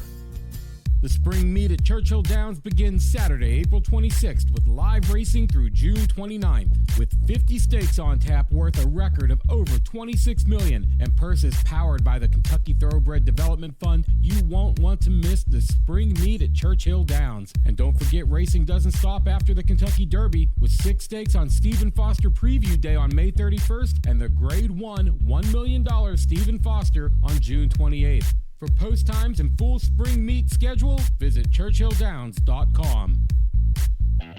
When it's time to paint the fences and barns, think Farm Paint. At Farm Paint, you get the industry's best coatings and paints factory direct at low, low prices. Farm Paint is your source for quality paints, roof coatings, dustless arena footings, and more. You can purchase online or drop into a Farm Paint store near you with locations in Heart of Bluegrass Country at 700 Phillips Lane in Lexington, Kentucky, Columbus, Ohio, and Sandusky, Ohio. Buy factory direct and save at farmpaint.com. That's farmpaint.com. All the action, all the biggest players, all in one place. Follow the action from the racetrack to the sales ring at Keeneland on closing day of the spring meet. Right place, right time, right here. Make your move at the April Selected Horses of Racing Age sale, Friday, April 25th at Keeneland. Learn more at april.keeneland.com. You're listening to the Equine Forum on HRRN, presented by TwinSpires. Gosger is still fourth toward the inside. Bullard is fifth. They're at the quarter pole, still 6 lengths off the lead as they move off the far turn to the top of the short stretch. Here's Preeter right alongside of Bracket Buster. Then Gosger and Hypnus. Bullard has to go wide. Still 8 from the front. Preeter has the lead. Here's Gosger to the outside. Bracket Buster back toward the inside. And then Hypnus. And Bullard still far back. And Gosger's got the lead in the final furlong of the Stone Street Lexington. Gosger and Irad Ortiz Jr. to win it. It was Bracket Buster who was home second, followed across the line by Preeter in 1 minute 44.15 seconds. Kurt Becker with the call of last week's Lexington Stakes, won by Gosger. His stakes debut, a winning one for trainer Brendan Walsh, who will join me momentarily. Gosger not going to be in the Kentucky Derby in 2 weeks, but we might see him in the Preakness, especially after that impressive win. Be sure to mark your calendars for Tuesday, April 29th, as our award-winning team will once again bring you our Derby Countdown shows live from Churchill Downs to get you ready for the Run for the Roses. On Tuesday, Wednesday, and Thursday mornings of Derby Week, you can join host Bobby Neuman and the Pontiff of the Pick 4, Jude Feld, who will bring you conversations with owners and breeders and trainers, jockeys, handicappers, and so much more, plus an inside look into morning training every single morning to keep you up to date on all of the Oaks and Derby horses. It's the Derby Countdown Show presented by Hillendale, Tuesday, April 29th through Thursday, May 1st, live from Churchill Downs, 8 to 10 a.m. every morning. Listen live on Sirius 161, XM 206. Those are different channels than you're tuned into right now. Sirius 161, XM 206, and live streaming and podcasts of each of the shows will be available on our website at horseracingradio.net. Brendan, listen, forget about Gosger for a minute. Forget about East Avenue for a minute. We'll get to those horses in just a minute. But I want to know, how much money did you have on Gin Gin yesterday in the Double Dog Dare? Not a cent, Mike. I didn't know what to expect. Like I told Jose, going out to ride her, I said she's either going to run very well or she's going to do the opposite. But she went with the very well part of it, which was great to see. And she ran hats off to her. She ran a very, very good race, and it was great. She returned $79.76 for that upset win. That's for a $2 win wager. Do you ever play any of your horses, Brendan? Not a ton, but I do sometimes.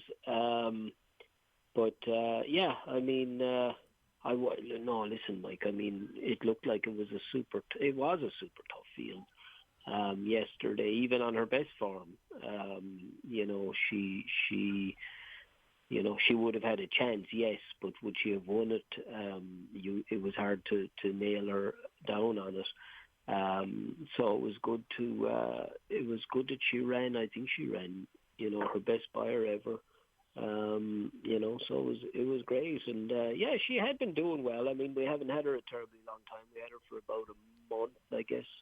When we got into Keeneland, we took her over from the farm in Calumet, but they had some miles on her there anyway. And she seemed like she had a good foundation, and it all worked out very well, Congratulations on that big win. Let's talk about East Avenue for a minute. You and I visited, I guess it was right before the Risen Star, and I told you that East Avenue was my pick to win the Kentucky Derby at that point. After that performance, people stepped back and said, well, maybe East Avenue isn't what we thought he was. But then he comes back and runs that gangbusters race in the Bluegrass, even though he comes up just a bit short to Burnham Square. Is East Avenue back, Brendan? I think he is, Mike. I don't know that he was ever gone, but I think we just had to sort a few things out with him.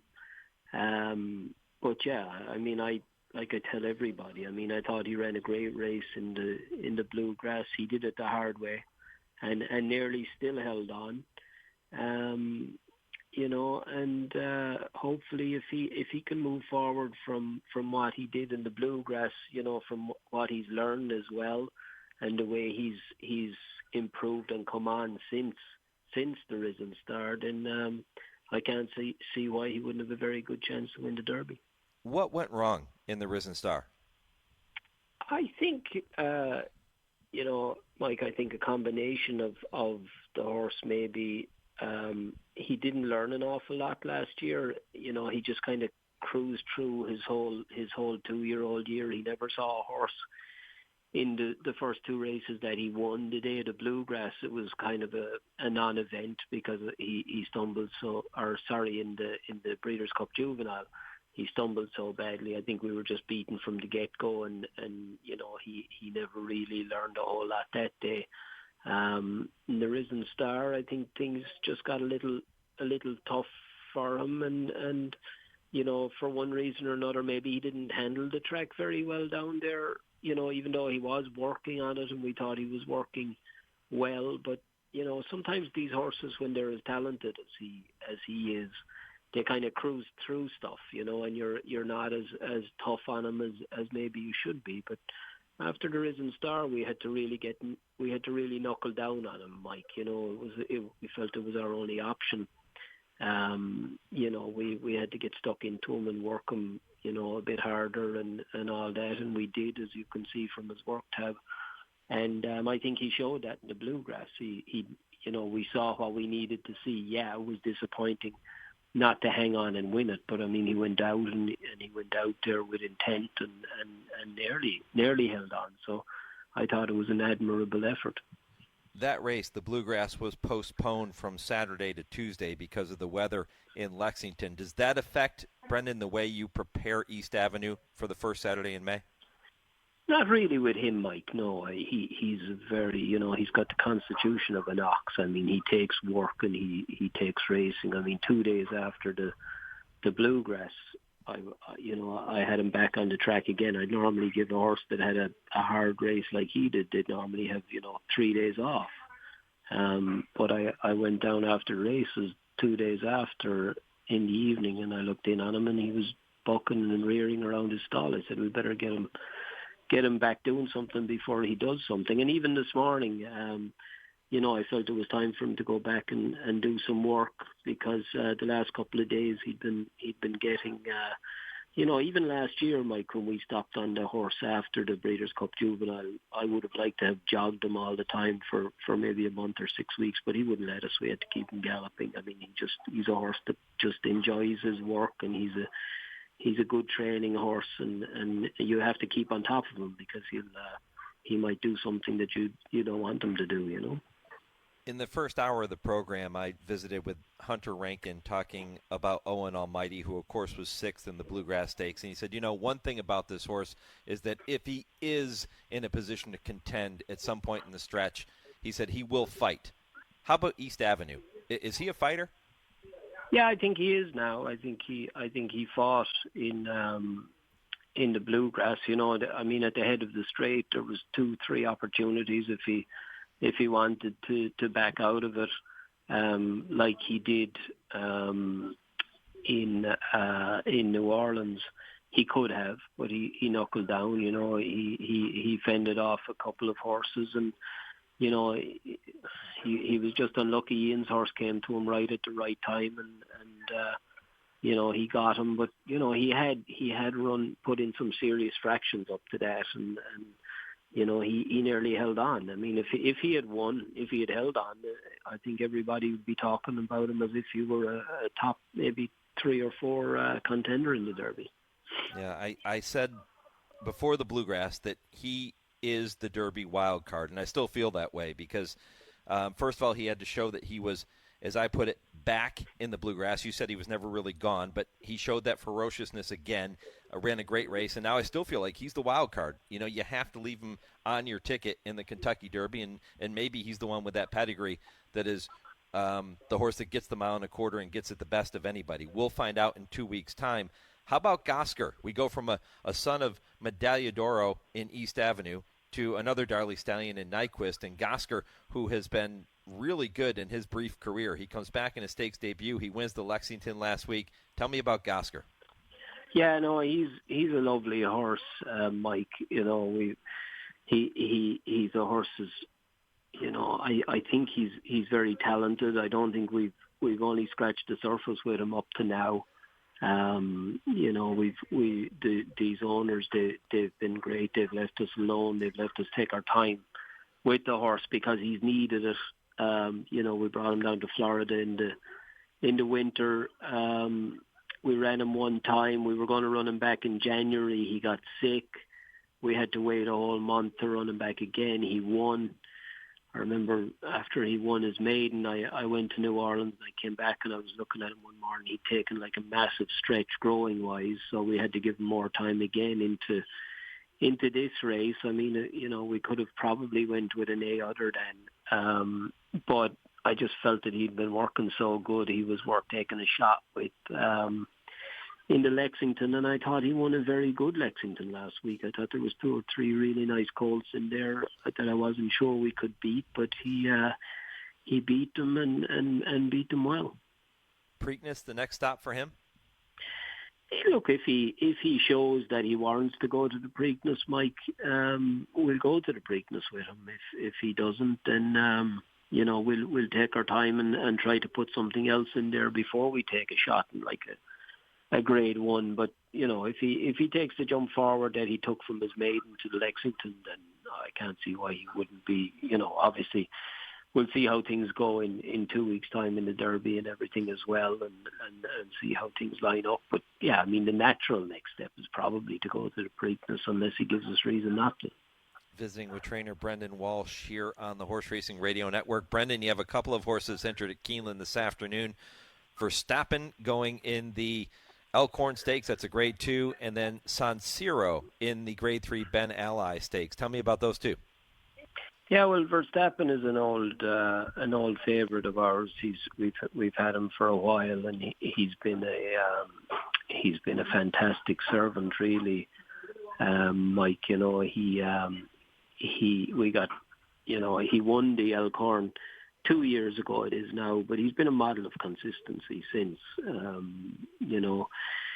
He came back here last fall, won 2 races, one at the fairgrounds. I ran him in the fairgrounds. There was a nice race for him at Turfway. I was prepping him for it, and he managed to win the prep, and he still went on and won the race at Turfway. We sent him to Houston for the Connolly. He just got nosed out of it. And then we ran him in the Kentucky Cup, which has been kind of, we ran him in that before the Elkhorn as well. He ran poor in the Kentucky Cup, but I think it was a combination of the rail being completely dead that day at Turfway, and, there was still quite a speed bias down there, and he was stuck down inside the whole way, and he's a horse that doesn't like that. And I think he just never, between the whole lot, I think he never really got to run. So I'd be inclined to draw a line through it because he's been training so good before and since.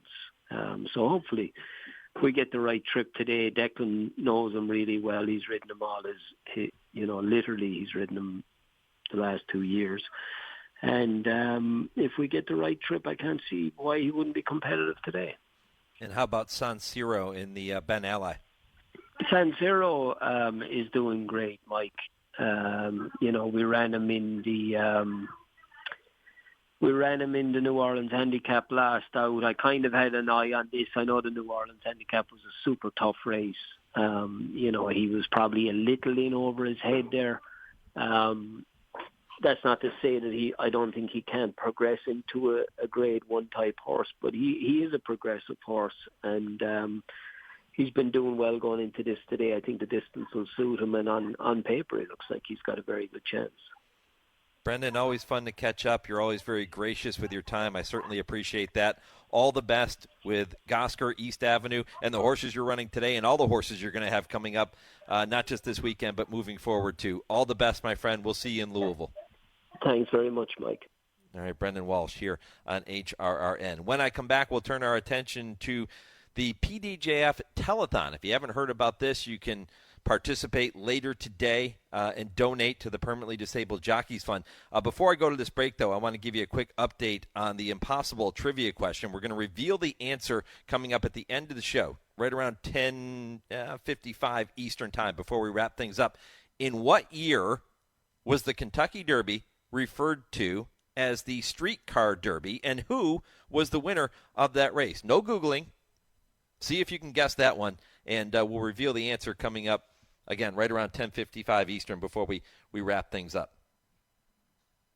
I'm back with more, talking about the PDJF Telethon right after this on the Equine Forum, presented by TwinSpires on HRRN, Horse Racing's voice. Race to TwinSpires, where you can unlock a $25 risk-free bet. Just use the code HRRN25 when you sign up. And if your first bet doesn't win, TwinSpires will refund your account up to $25. Wagering on the app is fast with free past performances, insider picks, and power plays every day you wager. TwinSpires. Download the app today to earn your $25 risk-free bet. Void where prohibited. For terms and conditions, visit TwinSpires.com. Must be 18 or older, 21 and older where applicable. For help with a gambling problem, call 1-800-GAMBLER. Get in on the action at Preakness Preview Day, Saturday, April 19th at Laurel Park. Watch Rising Stars battle in the Federico Tessio and the Weber City Mist Stakes. Automatic qualifiers for the Preakness 150 and Black-Eyed Susan Stakes. Register for the Handicapping Challenge for a chance to win exciting prizes. Plus, enjoy the 12% takeout on the Value Pick 5. First post is 12:10 p.m. Visit laurelpark.com for more details. It's time now to shine the spotlight on the Darley Taking the Reins Performer of the Week. Here's Gosger to the outside, Bracket Buster back toward the inside, and then Hypnus, and Bullard still far back, and Gosger's got the lead in the final furlong of the Stone Street Lexington. Gosger and Irad Ortiz Jr. to win it. Gosger, the son of Darley Stallion Nyquist, delivering that winning performance in the Grade 3 Lexington Stakes at Keeneland this past Saturday. Gosger was making just his third career start and tallied his second consecutive win in his stakes debut. That victory makes him your Darley Taking the Reins Performer of the Week. Darley Stallion Nyquist. Gosger became his 30th stakes winner and 18th graded winner in winning the Grade 3 Lexington. Nyquist's 3-year-old filly Tenma is also bred on the crossover Tappet. She heads for the Grade 1 Kentucky Oaks in her next start. Learn more about Nyquist and all the Darley Stallions by visiting darleyamerica.com. You're listening to the Equine Forum on HRRN, presented by TwinSpires. Jigs causes on the outside of Alessandro at the top of the stretch. And it's Alessandro asked for everything he has. Jigs causes on the outside, put the left-handed pressure. Mike Fox in a third position, and Include Us is fourth. Alessandro, Mike Fox is coming hard on the outside. Alessandro and Mike Fox on the outside. Mike Fox got it, and Emma Jane Wilson becomes the first female jockey to win the Queen's Plate in 148 years, and she does it with a masterful ride aboard Mike Fox.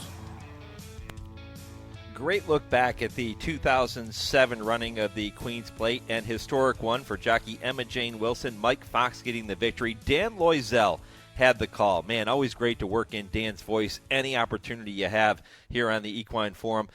Dale and Tim, when they join me at 10:30 Eastern, are going to talk about some of the top female riders in the game today, and certainly Emma Jane Wilson's name is going to be right around the top of that list, I'm sure.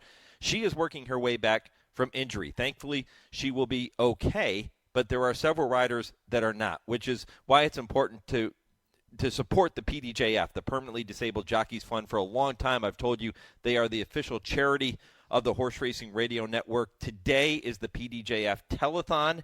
You can participate in the Telethon starting at 12:30 Eastern Time all the way through 6 o'clock and donate there, or you can donate directly on the PDJF website by going to pdjf.org/donate. We have already done so. The Horse Racing Radio Network has already made a $1,000 donation to the PDJF here this morning, and we hope that you will follow suit and do the same. Joined now by PDJF President Nancy LaSala and disabled rider Roger Blanco. Nancy, let me start with you. Good morning. Good morning. Looking forward to this telethon today. This is such a big event and a big fundraiser for the PDJF. It's our single largest, highest earning fundraiser for the PDJF annually. And we're very grateful to have the opportunity to do this every year because it allows us to support the men and women that we serve. And we're very grateful for all the sponsors and all the network support that we get from within the horse racing industry, such as Keeneland and Sanity, that allows us to host this event, as well as FanDuel, who obviously provides their platform in addition to Fox Sports. Yeah, it's a much-needed thing. How many disabled riders are currently benefiting from the funds that are donated to the PDJF? Currently, I think there are 55 at this present time. We usually average around anywhere from 58 to 62 based on, annually when people obviously join us, because we do always have people that are in eligibility review based on the circumstances. And unfortunately, we do have individuals who do pass.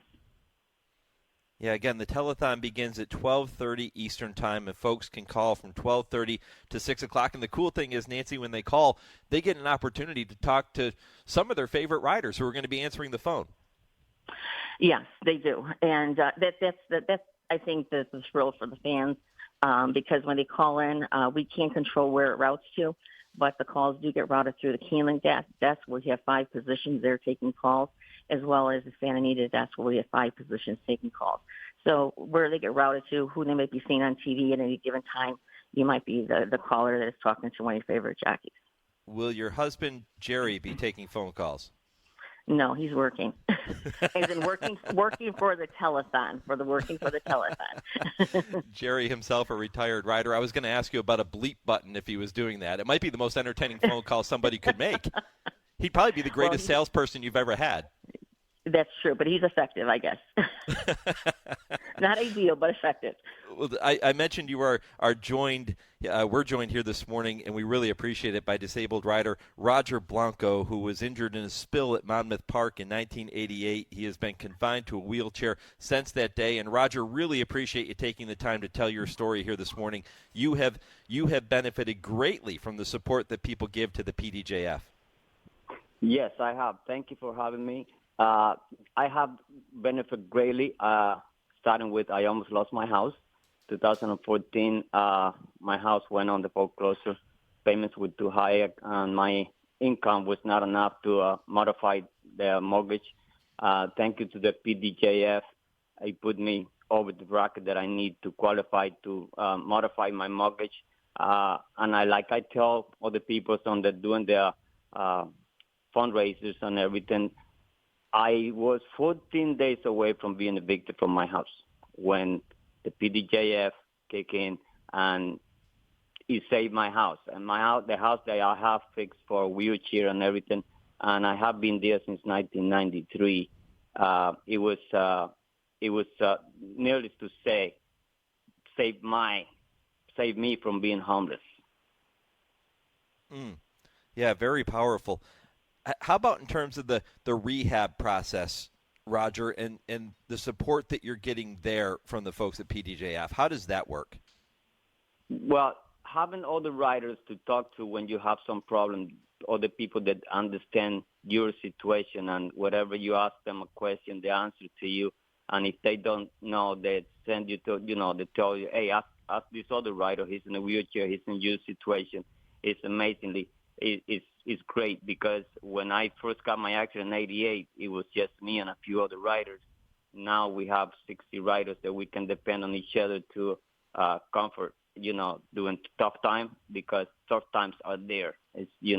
But when you are in a wheelchair already and you have to worry about money-wise, to pay for food, gas, mortgage, and all that, it's more stress that you don't need. So thanks to the PDJF, that's a big relief in our mind, knowing that at least we have the payment for the house right there, that we have the mortgage payment right there, which is tremendous. Yeah, certainly enough on your plate without having to worry about making those types of payments, and that is why the PDJF is so important to all the disabled riders out there. Nancy, correct me if I'm wrong, but the PDJF is only funded by donations. Is that right? Yes, it is. We don't have any guaranteed funding. We are 100% reliant on donations. We're very fortunate to have several, as I call them, our angels, who have been there for us from the beginning. And without them, PDJF would not have been able to sustain all these years. And of course, our volunteers are a very big part of that, because being in horse racing, we're not centralized in one area to have a focus. We work from state to state. So without the infrastructure of a great volunteer system, we wouldn't be possible. And, Roger touched on something that, I did not see on my radar when PDJF was created with the industry back in 2006. And I think it's become one of the most rewarding things that I've seen, and that sense of community. As Roger said, you would ask them about rehabbing, and Roger went straight to having the camaraderie and that community with other permanently disabled jockeys. That is something that I did not see. I don't think it's valuable, but we were worried about funding. We're worried about all the immediate things. And as the PDJF grew, and as they become a part of our fundraising and a part of our story, because it's their story, not my story, it's their story, that his sense of community has been wonderful. And the sense of the active riders, when these riders see these active riders and they're wearing the PDJF logo, it gives them a bigger sense of community as part of the current racing, because they're no longer able to race. And that's another thing. Those things that I did not see have become very big things for our community of individuals, and I'm very thankful for that. Roger, I was reading through your bio on the Jockeys and Jeans website, and there was one quote that you had stated that really stuck out, kind of stopped me in my tracks. You said, one day you're in front of 20,000 people in the grandstand, and the next day you're alone.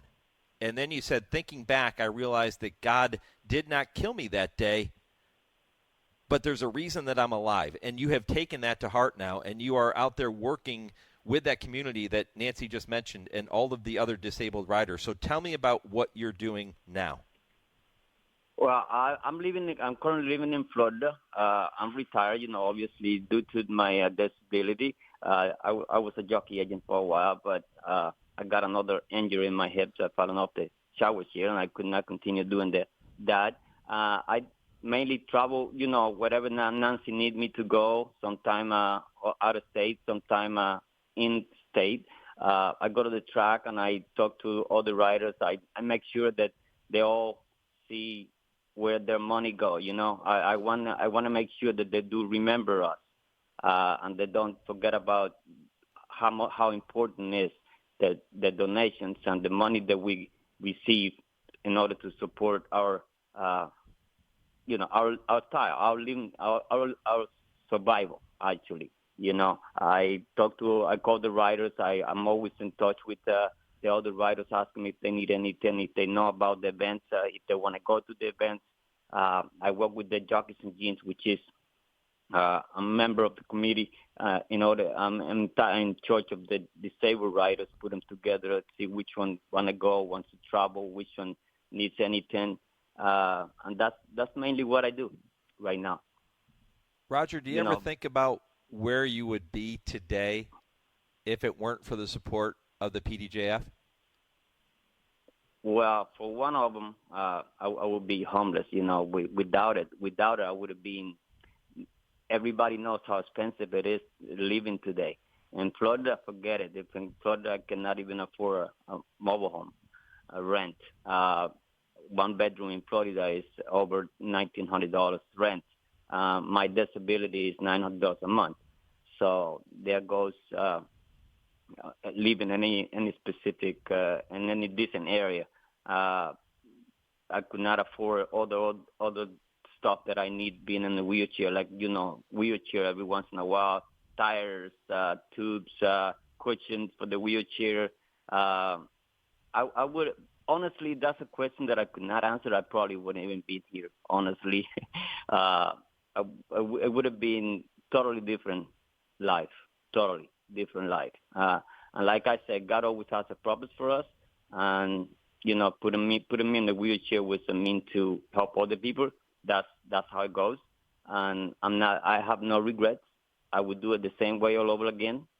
I love horses, and when people ask me if I would ever ride again, I said the minute I'm out of the wheelchair, I'll be on a horse. So, we love it, and we love the horse people, and we love the racetrack and the fans, and the screaming, and the good screaming when you win, the bad screaming when you lose. But it's part of the business when you enjoy it.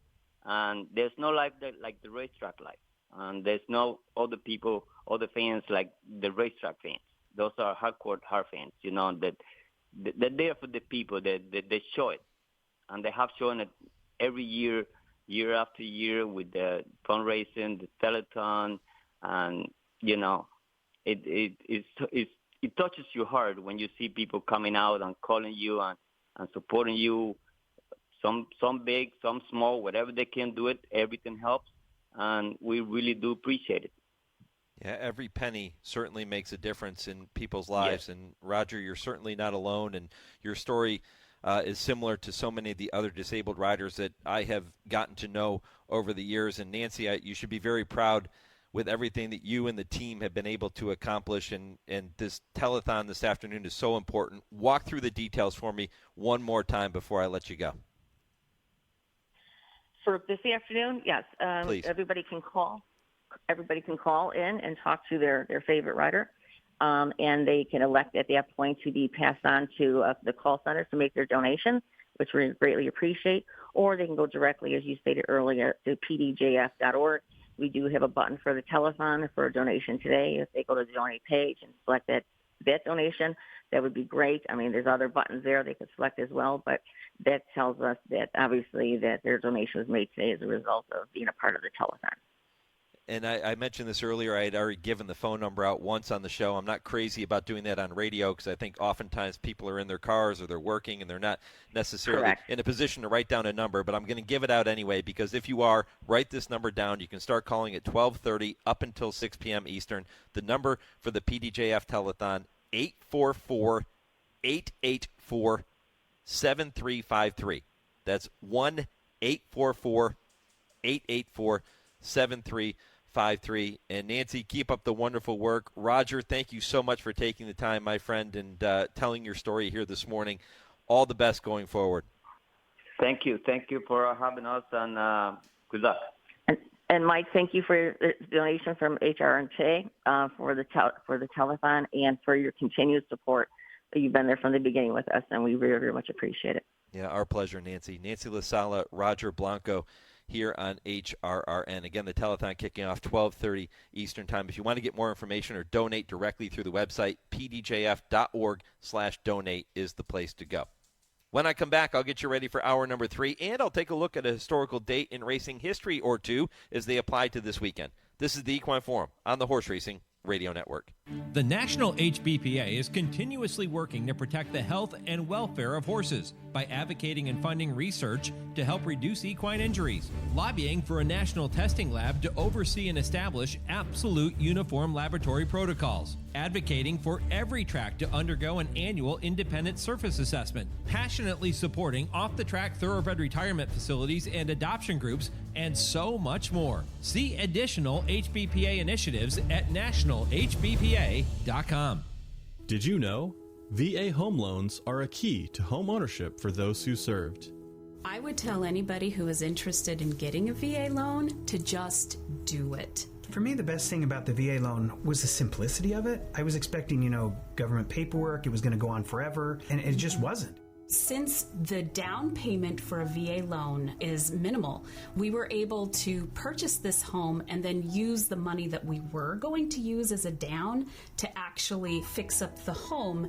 And the only way we could do that was because the nest egg that we had saved for the down payment, we didn't have to use because we went the VA route. This is a wonderful benefit that veterans can take advantage of. In the military, we make a lot of sacrifices. We're away from our family a lot. And with the VA loan, it's a way that it makes it easier for us to get a home. To learn more about VA home loans, visit va.gov/home loans. James Brown and Bill Cowher welcoming you back to Dennis Melvin's house. It's time for the Midnight Snack Run. This is one tricky obstacle course. Sticking to healthy habits in this kitchen is going to take focus and determination, but it can be done, JB. He's already entered the snack part of the course, and he's eyeballing a jar of chocolatey candy. That is tempting right off the start. Uh-oh, he's reaching, Bill, but he pushes it away. Great stiff arm. He's approaching a plate of delicious-looking iced cookies. Oh, Dennis, you only want one of those. He blows right by him for the apple. Oh, the fridge. It's make or break time, JB. He stares down some rich-looking treats. Uh-oh, looks like he's headed for the soda. Wait, he jukes left, grabs the water bottle, and shuts the door with his elbow in record time. Unbelievable move. I gotta see that again. And he's out. He even turned off the light. That's the way you execute a midnight snack run. Stand Up to Cancer and Rally want you to reduce your risk for cancer. Go to takeahealthystand.org. Thursday evenings, 6 to 7 p.m. Eastern, is the Brisnet.com call-in show. It's your chance to call in and let the Horse Racing Radio Nation know what's on your mind. Call us at 888-966-HRRN. That's 888-966-4776. And discuss the topics you choose in the world of thoroughbred racing. The Brisnet.com call-in show. Sirius 162, XM 207, and streaming live at horseracingradio.net. You're listening to the Equine Forum on HRRN, presented by TwinSpires. Hey, don't forget, if you're going to be in Lexington for the remainder of the Keeneland meet, or if you're going to be staying in Lexington or traveling there for the Kentucky Derby, don't forget that you can visit Tony's of Lexington for the best steak you will have anywhere. I promise you that. You will be emailing me or posting on social media to thank me afterwards. It's Tony's of Lexington. They're on Main Street, right behind Rupp Arena. Make your reservation now. I promise you won't be disappointed. It's a wonderful atmosphere and an incredible meal. Don't forget about the bourbon whipped sweet potatoes either when you're there. Fantastic stuff. Tony's of Lexington. Tell them the Baron sent you in, told you to say hello. Couple quick dates in racing history as they apply to this weekend. It was April 19th, 1952 that Native Dancer won his first race at Jamaica Racetrack. He was the 1952 and 1954 Horse of the Year and inducted into the Hall of Fame in 1963. And April 19th, 2000, today, the anniversary of Jockey Pat Day, the Hall of Famer, guiding first-time starter Unbridled Time to victory in the second race at Keeneland, giving the 46-year-old a record 717 victories at the Lexington, Kentucky racetrack. happy anniversary to Patient Pat Day. All right, 2 hours down, 1 to go here on the Equine Forum. Stay with me for hour 3. If your local station is leaving us at this time, continue listening to the third hour of the show nationwide on Sirius 162, XM 207, in the Louisville, Kentucky market on ESPN 680, or streaming on our website at horseracingradio.net. Hour 3 of the Equine Forum is coming up next, right after this 10-second pause for station identification. This is the Horse Racing Radio Network, where racing comes to talk.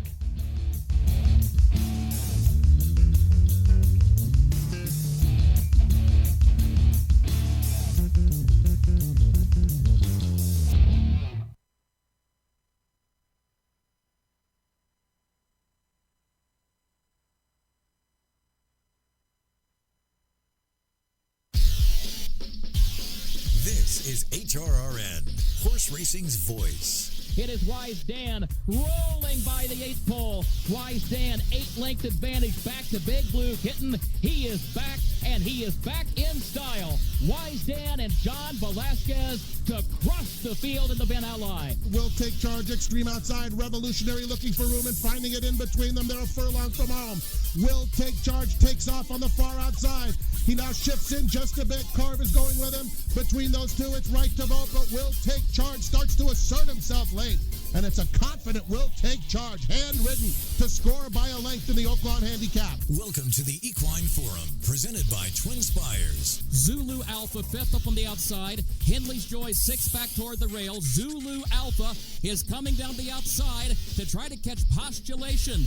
Zulu Alpha, Nakamura between horses. Postulation still there to the inside. Zulu Alpha rallying for Tyler Gaffalione to win the TVG Elkhorn Stakes. Awesome Speed and Governor Malibu, Awesome Speed in a stretch duel hill at Laurel in the Federico Tassia Stakes. Governor Malibu, Caramanos, Awesome Speed, Toledo, Awesome Speed, photo finish with Governor Malibu. It's a nose bob either way. Now here's Mike Penna. Welcome back, Hour 3 of the Equine Forum, presented by TwinSpires, rolling toward the finish line, but plenty more great content to come here in the third hour of the program.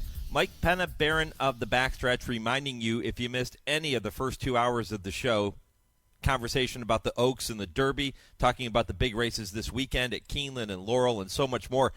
All you have to do is head back to the website, horseracingradio.net. After I finish up at 11 a.m. Eastern, you can listen to the podcast whenever you have some time, and you can do that, too, on every podcast platform.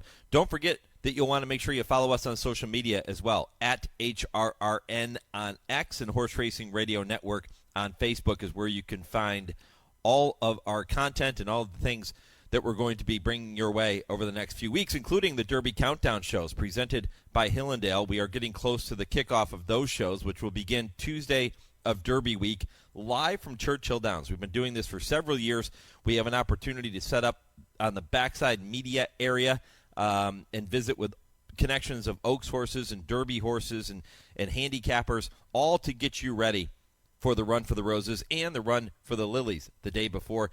Those shows kick off 8 to 10 Eastern on Tuesday, April 29th. So make sure you join Bobby Neuman and Jude Feld for the Derby Countdown shows presented by Hillendale.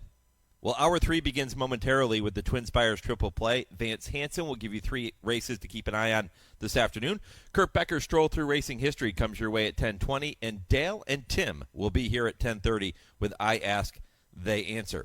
But without further ado, we begin with the TwinSpires Triple Play. Vance, good morning, my friend. Good morning, Mike. Glad to be with you again. All kinds of action happening in the Bluegrass. We've got Keeneland winding down, then we've got Churchill getting ready to open, and then the Oaks, the Derby. Man, what a great time to be a racing fan, huh? It is, and it's really cranking up, these last 2 weeks before the Derby. The horses are shipping in, getting in their final works. The excitement is building, so it's an annual tradition here in the Bluegrass, and looking forward to it. Yep, looking forward to it, and looking forward to the 3 races you have selected for our listeners this afternoon. We're going to preview the 7th race at Keeneland, the 10th race at Laurel, and then we'll come back and do the 11th race at Keeneland. We'll go in post-position order here. And, by the way, all 3 legs of the TwinSpires Triple Play that you have chosen this week are turf races, which I absolutely love. And that 7th race at Keeneland, these are To me, Vance, some of the more wide-open betting races that you're going to find. It's 5.5 furlongs on the turf. It's an allowance race with a purse of $140K. A lot of ways to go in this race. How did you see it? I'm gravitating towards number 7, Pipsy, for trainer Will Walden. This filly had a pretty good season, her first season last year in the U.S. after starting her career in Ireland. Her only bad effort last year was when they tried to stretch her out in the 1 mile Tepin at Churchill Downs. Didn't quite get the trip that day, but she ran 3 really good races sprinting. First time off the bat, she won the Grade 3 Soaring Softly at Aqueduct, and that was following a long layoff. So she can run fresh, which is a good asset to have here since she hasn't run since mid-October. Narrowly lost the Music City Grade 2 at Kentucky Downs in September, and then her finale last year in the Franklin Stakes, Pipsy, was sitting right off of an extremely hot pace. I mean, they went like 21, 43 and change over this turf course. Naturally, she got a little tired, but, she wasn't embarrassed in that race. She lost by less than 4 lengths, and that field was really tough. You had Futures Now winning the Franklin. She was one of the best turf filly and mare sprinters in the country last year, and she came back last week to win her season opener at Keeneland. The runner-up in the Franklin was Star of Mystery, a world-class turf sprinting filly. So that was a tough spot. And this allowance race, I think, is a great place for Pipsy to make her season debut here, and I think she should be very tough. This is what I like to call a Breeders' Cup quality betting race because you have a full field going 5.5 furlongs on the grass, and you have a morning line favorite that is 7-2. So your choice, Pipsy, is 9-2 on the morning line. Give me a couple of other horses to use with Pipsy if you're playing exactas and trifectas. Yeah, I go back to number 8, Julia's Dream, a little bit. Trainer Michael McCarthy had her winning her first 2 turf sprint endeavors as a 2-year-old at Del Mar. She's been sporadic in her appearances since, and her last race in January at Turfway was not one of her better ones, but I think this filly's still got some inherent talent, and I think she could be pretty tough here. And then, of course, the morning line favorite here, number 4, Band Under Run, is coming off of a very good effort against Stakes Company at Gulfstream. Figures right back. She's lightly raced, and she has a bright future ahead of her, too. All right, number 7, Pipsy, top pick. Vance gave you a couple of other horses to keep an eye on in that race as well. Maybe hook them up with Pipsy or bet it any way you would like, but just make sure you're doing that with TwinSpires. All right, Vance, let's move on to the next leg you've chosen. This is the 10th race at Laurel. Big day of racing at Laurel in Maryland. This is the Henry Clark Stakes, purse of $100K, 1 mile on the grass. How'd you see it? I think the jury is still out a bit on how far number 8, Mischievous Angel, wants to go. He's basically been kept sprinting for the last year or two.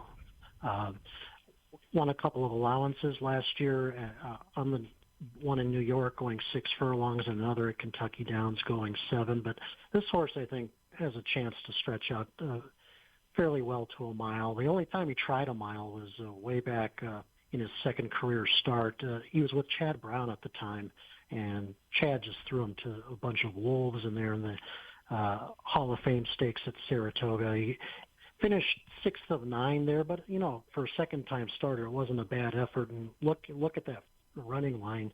You had Carl Spackler winning that race. You had More Than Looks, future Breeders' Cup mile winner in that field. So that was just an impossible spot for a second-time starter. Made some progress last year after switching barns to Jorge Abreu. Like I said, he won a couple of allowances, stretched out to 7 furlongs.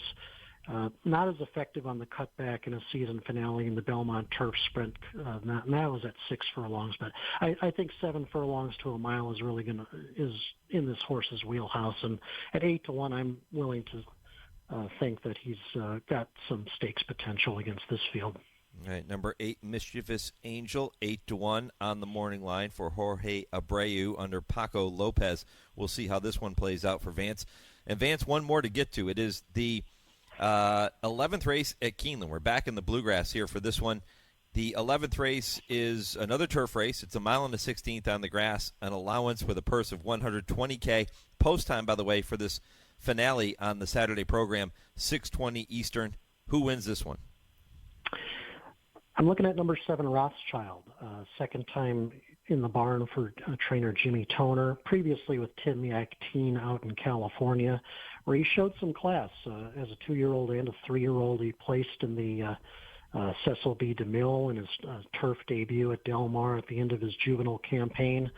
Ran some nice races off a long layoff last summer, finishing third in the Ocean side at Del Mar, and then he shipped to Kentucky Downs and ran a pretty good third at 29-1 in the Nashville Derby. And the horses in front of him, Bellum Justum is a Group 3 quality horse from Europe, and Carson's Run, the runner-up, of course, won some big races last summer, including the Saratoga Derby. So that was a tough spot for Rothschild, and it seemed like that effort probably took a little bit out of him. He wasn't his best in either the Twilight Derby or Hollywood Derby to end the season, but that was a good bounce-back effort at Gulfstream on March 1st. First time, like I said, with trainer Jimmy Toner, battled through the stretch, just missed by a neck at this level, and it was actually his first appearance in an allowance. So, I mean, this horse has been just running in stakes races for the better part of his career. This is a great spot for him, and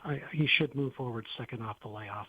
Yeah, he looks like he could be a handful if he can continue to move forward from that last race. Again, Jimmy Toner, Hall of Famer John Velasquez in the irons with number 7, Rothschild.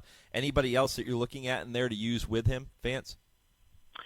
One long shot I was kind of looking at a little bit was number 5, Thomas Aquinas, and he's had very good form over this Keeneland turf course before, and only one clunker really, and that was last fall where he fell way off the pace and just uncorked his rally too late. But he's coming off of an okay effort first time back this season. That was a much longer race than he was used to running. That was a 1 3/8 at Gulfstream.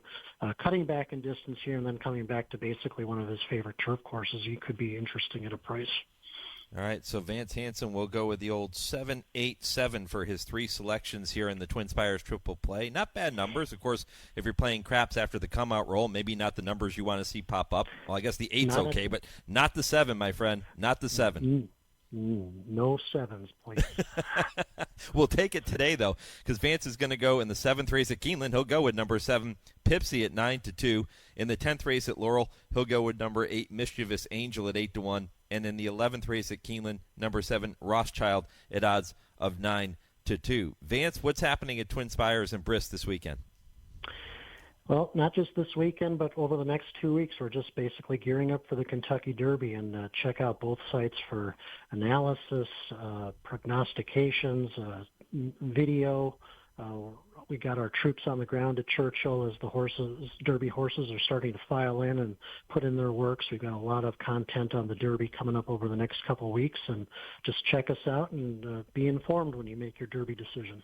All right, Vance Hanson, TwinSpires Triple Play. Vance, we'll do it all over again in about a month or so. Look forward to talking to you then, and enjoy the weekend, and good luck at the windows. Thanks, Mike. Same to you. All right, again, you can bet all those races that Vance just talked about, and every race you're going to play this weekend and every week with TwinSpires. Coming up, Kurt Becker is going to take you on his weekly Stroll Through Racing History. At 10:30, I Ask, They Answer with Dale and Tim. And the answer to the impossible trivia question still to come, coming up right around 10:55 Eastern Time this morning before we wrap things up. Don't forget, too, you can continue to weigh in on our poll question this morning. So many of you have taken time to do that. Keeping it simple, we're 2 weeks away from the Run for the Roses. Who's your Derby horse? That's what I want to know. 2 weeks out, who is your Derby horse? You can go to @HRRN on X and Horse Racing Radio Network on Facebook to let us know your thoughts there. Kurt Becker, Stroll Through Racing History, coming your way next on the Equine Forum, presented by TwinSpires on HRRN. Race the TwinSpires, where you can unlock a $25 risk-free bet. Just use the code HRRN25 when you sign up. And if your first bet doesn't win, TwinSpires will refund your account up to $25. Wagering on the app is fast with free past performances, insider picks, and power plays every day you wager. TwinSpires. Download the app today to earn your $25 risk-free bet. Void where prohibited. For terms and conditions, visit TwinSpires.com. Must be 18 or older, 21 and older where applicable. For help with a gambling problem, call 1-800-GAMBLER. All the action, all the biggest players, all in one place. Follow the action from the racetrack to the sales ring at Keeneland on closing day of the spring meet. Right place, right time, right here. Make your move at the April Selected Horses of Racing Age sale, Friday, April 25th at Keeneland. Learn more at april.keeneland.com. Want to get your career in horse racing off to a fast start? Well, the University of Arizona's Racetrack Industry Program is your winning ticket. The Racetrack Industry Program has served as a springboard to some of the industry's most successful individuals, with a proven track record of job placement right out of college. If you want to earn a degree in the exciting horse racing industry, the Racetrack Industry Program can put you in the winner's circle. Scholarships are available. Visit rtip.arizona.edu. You're listening to the Equine Forum on HRRN, presented by TwinSpires. Hello, I'm Kurt Becker. Thanks for joining me as I take another stroll through racing history presented by Keeneland. She was one of racing's stars of the Roaring '20s, and her success was emblematic of the economic growth and prosperity of the era. She would even attain status as the richest filly or mare ever bred and raced exclusively in the United States. Her name was Princess Doreen. Foaled in 1921 at Hamburg Place of breeder John Madden in Lexington, Kentucky, Princess Doreen was a bay mare by Spanish Prince II out of Lady Doreen by Ogden. Of note was the fact Princess Doreen's first dam was a half-sister to American Triple Crown winner Sir Barton. Sold to brothers Bernard and Montfort Jones of Berryville, Virginia, and racing in the name of their Audley farm, Princess Doreen would be placed under the care of two trainers. Kay Spence would be her primary conditioner throughout her career, but Miller Henderson would play a key role in overseeing her during periods of rest and relaxation away from the racetrack. Both men probably liked the fact Princess Doreen, in the words of one turf writer, was as easy to handle as a kitten. She was described in the pages of the Cincinnati Enquirer as a hardy little miss of fine disposition, slight build, standing 15.2 hands high and weighing 900 pounds. Never better than stakes placed as a juvenile when she won $6,000, Princess Doreen would establish herself as a top-level stakes filly during her 3-year-old campaign in 1924. But in an odd twist of fate, she first made headlines by being promoted via the stewards to a win in the Kentucky Oaks. The date was May 31st, 1924, and the occasion was the Golden Jubilee edition of the Kentucky Oaks at Churchill Downs. A filly named Glide was the first under the wire, but stewards disqualified her for impeding the progress of third-place finisher Nellie Morse in the final furlong. That meant Princess Doreen, who was described as a tiring second, was promoted to the win. 2 weeks later, on closing day of the Westchester Racing Association meeting at Belmont Park, Princess Doreen won the Coaching Club American Oaks at a distance of 1 3/8 miles, proving herself good enough to win a major filly event on her own merits. She then took runner-up by a neck in the Latonia Oaks, carrying 130 pounds over 1.25 miles as compared to the 121 pounds carried by the winner. Princess Doreen would later win the Labor Day Handicap at Hawthorne Racecourse on closing day of the Chicago racing season, beating males at 1.25 miles. She led all the way that afternoon before a crowd of 20,000 spectators. At the end of the season in November, Princess Doreen scored a 10-length victory at Pimlico over Priscilla Rooley, a filly which had beaten her 3 months earlier in the Alabama Stakes at Saratoga. This time, Princess Doreen left no doubt which was the better distaffer. She had complete command of the situation, one newspaper reported. Every stride meant a greater advantage. Decades later, a staff of experts at Blood Horse magazine retroactively named Princess Doreen the champion 3-year-old filly of 1924. The same panel would also name her champion female handicap horse of both 1925 and 1926, indicating respect for the fact Princess Doreen was good as a sophomore but kept improving with age. Perhaps most notable among her victories as a 4-year-old in 1925 was Princess Doreen's win in the Autumn Handicap at Latonia. For a mare which often did her best running around 2 turns, it served notice that she was also a talented sprinter. Princess Doreen rallied from last that day at a distance of 6 furlongs, and the 133 pounds she carried was the greatest amount of weight ever carried by a filly or mare in Kentucky. Reporting on the performance, the Lexington Herald declared, "This is the race that entitles her to an everlasting position in Turf's Hall of Fame." Other wins during Princess Doreen's 4-year-old season included the Cincinnati Enquirer Handicap, in which she surpassed $100,000 in career earnings, and the Covington Handicap, in which she carried 130 pounds. The following year, at age 5, Princess Doreen won the Saratoga Handicap at 1.25 miles in a 15-1 upset on opening day at the Spa. Among the males she defeated was Saracen, which had informally been declared Horse of the Year by the media in both 1924 and 1925. Princess Doreen would score the 17th and final black-type win of her career on July 4th, 1927, in the Independence Handicap at Latonia. She would retire later that year with a career record boasting 66 finishes in the money in 94 starts, including 34 victories. Her earnings of $174,000 would rank her as the richest filly or mare ever bred and exclusively raced in the United States, shattering the prior mark of $118,000 established by Miss Woodford in the 1880s. Princess Doreen was inducted into Racing's Hall of Fame at Saratoga in 1982, some 30 years after her death at the age of 31. As a broodmare, she produced just 1 winner from 8 foals, but her racing record has survived the test of time, with nearly 36 wins ranging from 6 to 13 furlongs on the way to record earnings for her sex. Maybe the best tribute, though, is the fact that the city of Lexington named a street Princess Doreen Drive, located not far from where the great race mare was foaled. It's a reminder that Princess Doreen remains equine royalty. Please join me again next week when I take another stroll through racing history presented by Keeneland. For HRRN, I'm Kurt Becker.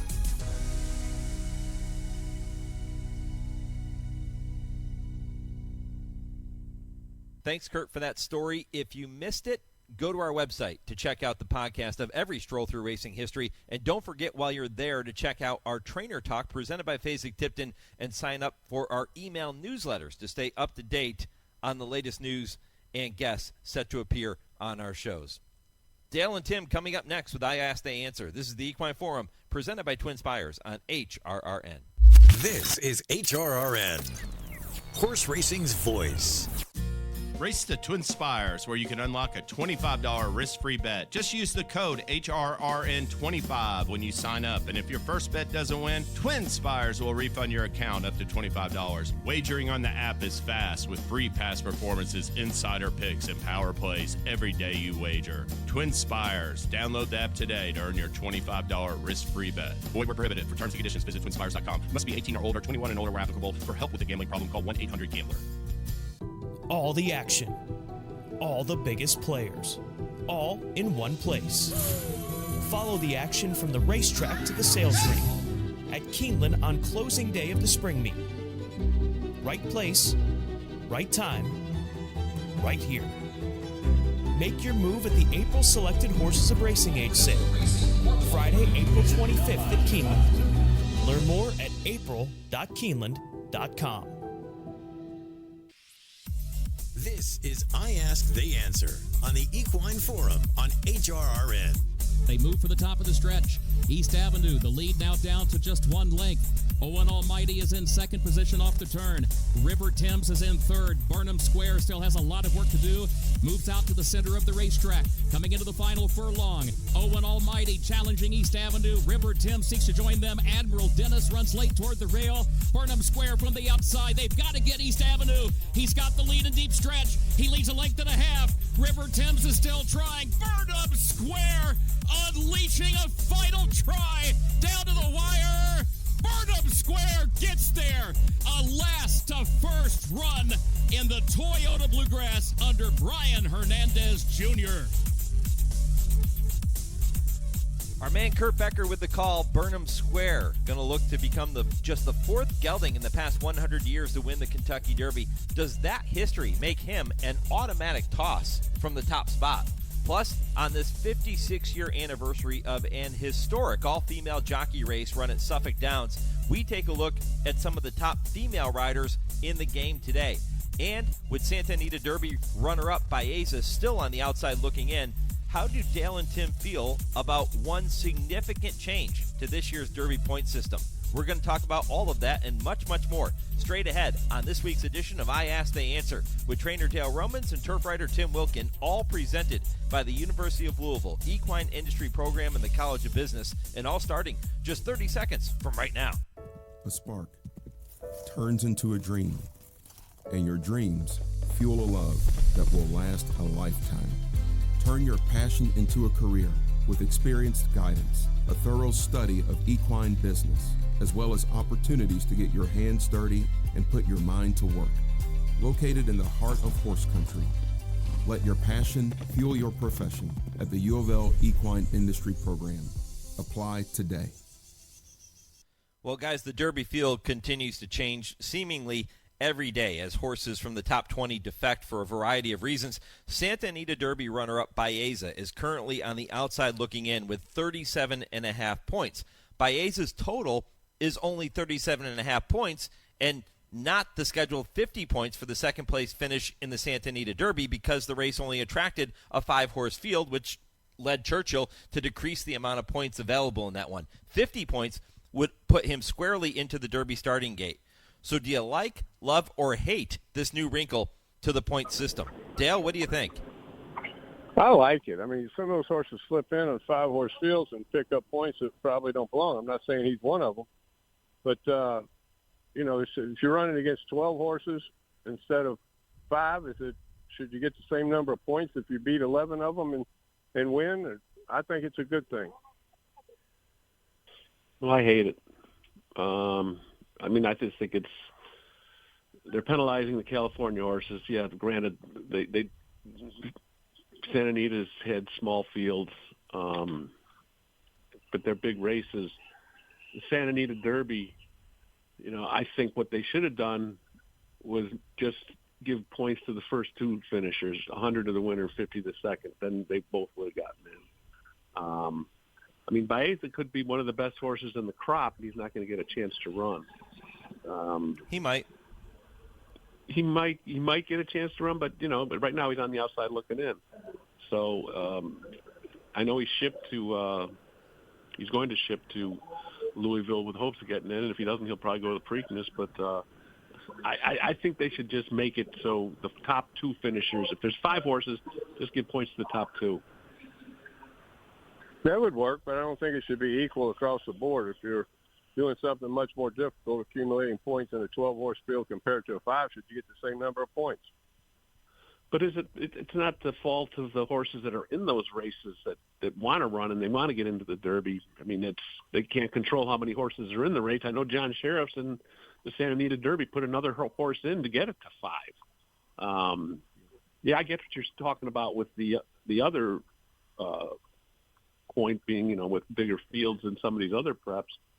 But I think they got to tweak it a little bit, and I think that the two best horses in the Santa Anita Derby that day should be in the Kentucky Derby.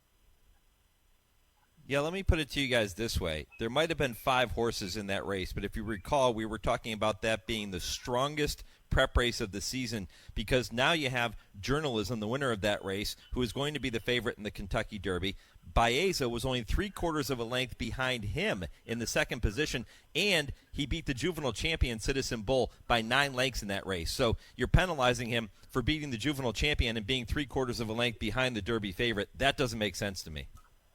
Me neither. Well, that part you make a good point there, but I don't think that race ended up being near as tough as we thought it was going to be going into it. That's the thing about racing. You just never know what's going to show up on that day. No. Yeah, well, we'll see if Hopefully he gets Baeza. in. I'd say he gets in. Yeah, we're going to find out. We still have 2 weeks. So, Dale, entries taken the Saturday before. Is that when they're doing the draw? Yes, it is. Yeah. But they do have an also eligible list now. They used to not. Yep. So if he makes it into the AE list, there's a chance he still gets in. He might get in before that. We don't wish any of the connections that are already in the field, any ill will. But there's a chance Baeza could get in if somebody defects or decides not to run for whatever reason. So we'll see how that plays out over the next week to 10 days or so. Okay, let's move on to topic number 2. This one comes from Tom in St. Louis, who, guys, actually has 2 questions for you this week.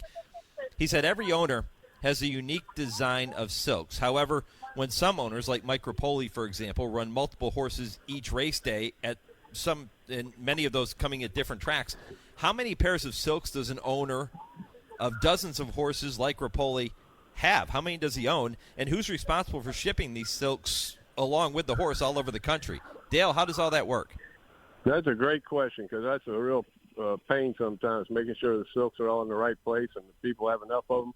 But I'm sure Rapoli has 50 sets of silks around, and it's up to the trainer to make sure that they're there. They're part of the equipment. When you ship, you make sure your silks are gone too.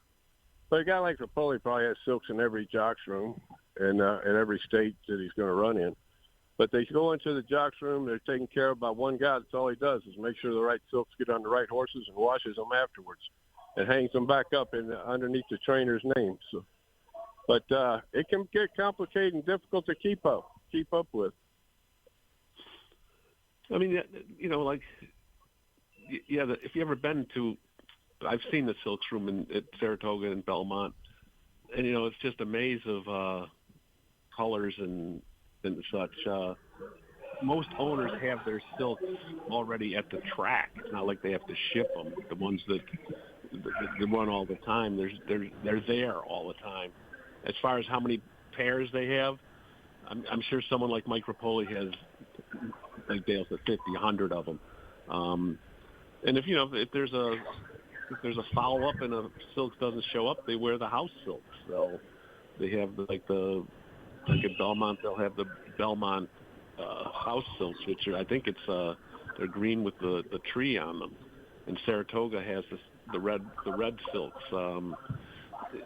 If the silks don't get there, they got to wear something, obviously. And if someone like Rapoli has 2 horses in the same race, they wear the same silks, but I think they'll wear a different cap. If the silks don't show up, the trainer gets yelled at. By who? By the owner. They want their silks on them. But why should it be the trainer's obligation? Part of our job, I guess. It should be the owners. It should be the owners. Yes, me. If you ship to a racetrack you don't normally run it, that's on the checklist. Silks are gone. Silks are there. Transfer the papers. Make sure you have all your equipment. You got Dale, to go through. Dale, do you have a separate person on your payroll that handles all of that? Not a separate person, but I have a guy that's in charge of the checklist when they ship. He packs the trunk, gets everything ready, makes sure the papers and silks show up. Mm. So you have the silks in your barn? We usually try to keep a set for everybody in the barn, and then if not, just go to the silks room at the track where you're running, get them out and ship them, bring them back. But do you leave some silks at different tracks year-round? Yeah, but we're responsible. At the end of every meet, you got to get all your silks and move them. Like if I've done at Churchill, I get all my silks, move them to Saratoga and Ellis. Put them in a big garbage bag for us, and we carry them out and take them to the next spot. Then they're there for the whole meet. Interesting. Tom, that is a good question. His next one is a little bit of a different subject here, guys. Derby pie is quite often a dish that is served at most Kentucky Derby parties, or a lot of Kentucky Derby parties, certainly if you're in the Bluegrass having one. Tim, do you like or dislike Derby pie? Hate it. Hate it? Hate Derby pie because I don't eat anything with nuts in it. And there's either walnuts or pecans usually in Derby pie, so that'll stay away from me. Don't want to be anywhere near it. Dale? That's the craziest thing I ever heard. It's the best pie there is out there. A little warm Derby pie with some ice cream on it. You know we're not supposed to talk about food. Lisa's going to get mad at me, but Derby pie, you can't beat it. Yes, you can. I'd rather have a Dutch apple pie. How's that? No, that's not Kentucky enough. No. Derby New pie York. with a little hint of bourbon in it's nothing better. I'm staying away from it. Dale's definitely buying that one. I am too, Dale. I love Derby pie. I'm okay with that. Well, you guys are Kentuckians, man. Well, I know, Mike, you're more like a Pittsburgh guy, but you've spent a lot of time in Kentucky. You guys are... I grew up in Massachusetts, so figure that one out. No Derby pie in Massachusetts, but I fell in love with it when I got to Kentucky. Well, you guys can keep it for yourselves. Extra piece for both of you. Tim, if you're going to have a Derby party, what's the one thing you're definitely going to make sure you have there? What kind of food? I think, well, again, Lisa's going to be mad at us for talking about food, but it is getting to be close to the Derby. I guess you have to have a hot brown, don't you? I like that. It's with the cheese and the turkey and the bacon over the bread. That's Kentucky. That's Kentucky thing, and fried chicken is really good down there. I think of those two things. The hot brown was invented at Silbach Hotel, or the Brown Hotel downtown. The Brown Hotel, the hot brown breakfast was pretty good. A lot of cholesterol, a lot of calories. But you like it? I like it. It's good. You like the fried chicken's good down there. Fried chicken's good everywhere, but it's best in Kentucky. How about the barbecue? Barbecue's all right. It's not anything we're known for. We got to get off this food topic. You'll get me a HISA fine. You're getting a little nervous already, aren't you? Yeah, I am. Lisa will be finding me. All right, well, maybe serve her a little hot brown when she gets down there to the Derby. Right. I'll take her to the Brown Hotel for one. All right, well, how about this topic then, guys? Shane in North Carolina, who, by the way, also sends in this week's one topic in right or wrong, which we're going to get to here in a minute. But here's his other one. He said, what is your best and worst Kentucky Derby pick? Shane says his best was Authentic in 2020, and his worst was Muptahij over American Pharaoh in 2015. Tim, why don't you kick us off? Your best and your worst Kentucky Derby pick. Well, I've had more worse than best. My all-time best, I think, was Real Quiet. I picked him in 1998 when he paid 18 and change.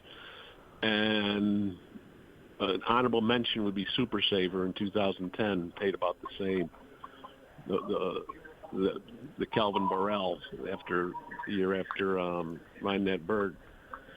But as far as the bad ones, man, there's been a bunch of them. I picked Known Agenda, finished 9th in 2021. Picked Roadster, who was 15th at 11-1 and 19. I drank the Dale Romans Kool-Aid in 2014, and I was all over Medal Count at 26-1. And even though he did have a bad trip in that race, he did finish 8th.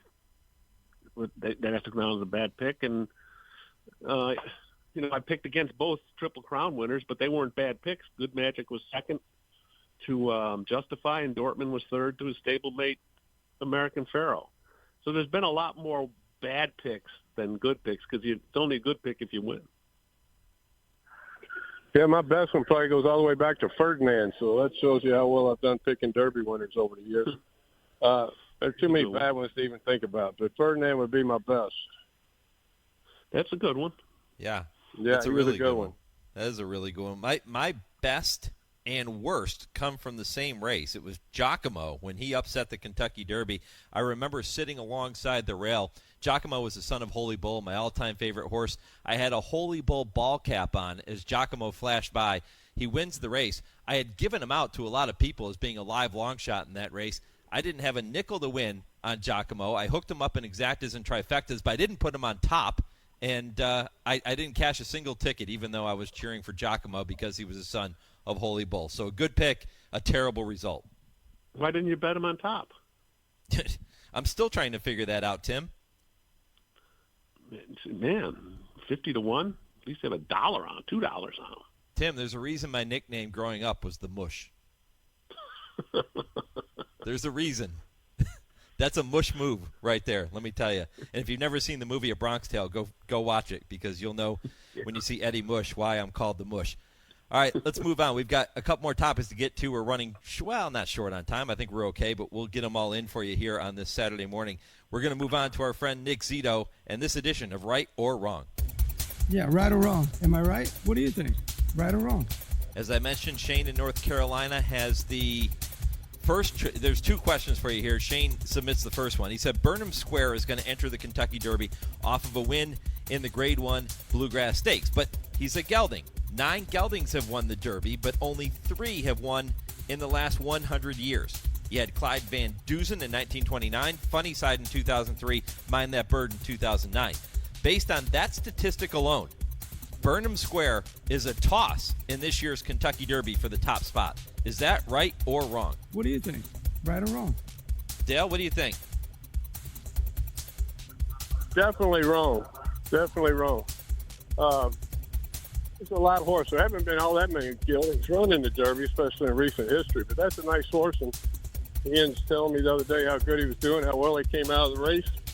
So I think that's definitely wrong. I'm going to agree and say wrong on this one because, Burnham Square reestablished himself in the bluegrass, albeit it wasn't a fast bluegrass.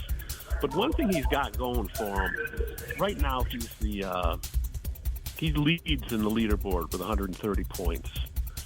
Since Churchill Downs implemented the point system starting in 2013, two of the horses that had the most points won. Orb and California Chrome in the first 2 years, but 8 of them have hit the board. Only 2 have been off. I mean, if you go by that historic figure, Burnham Square should be a player in this race.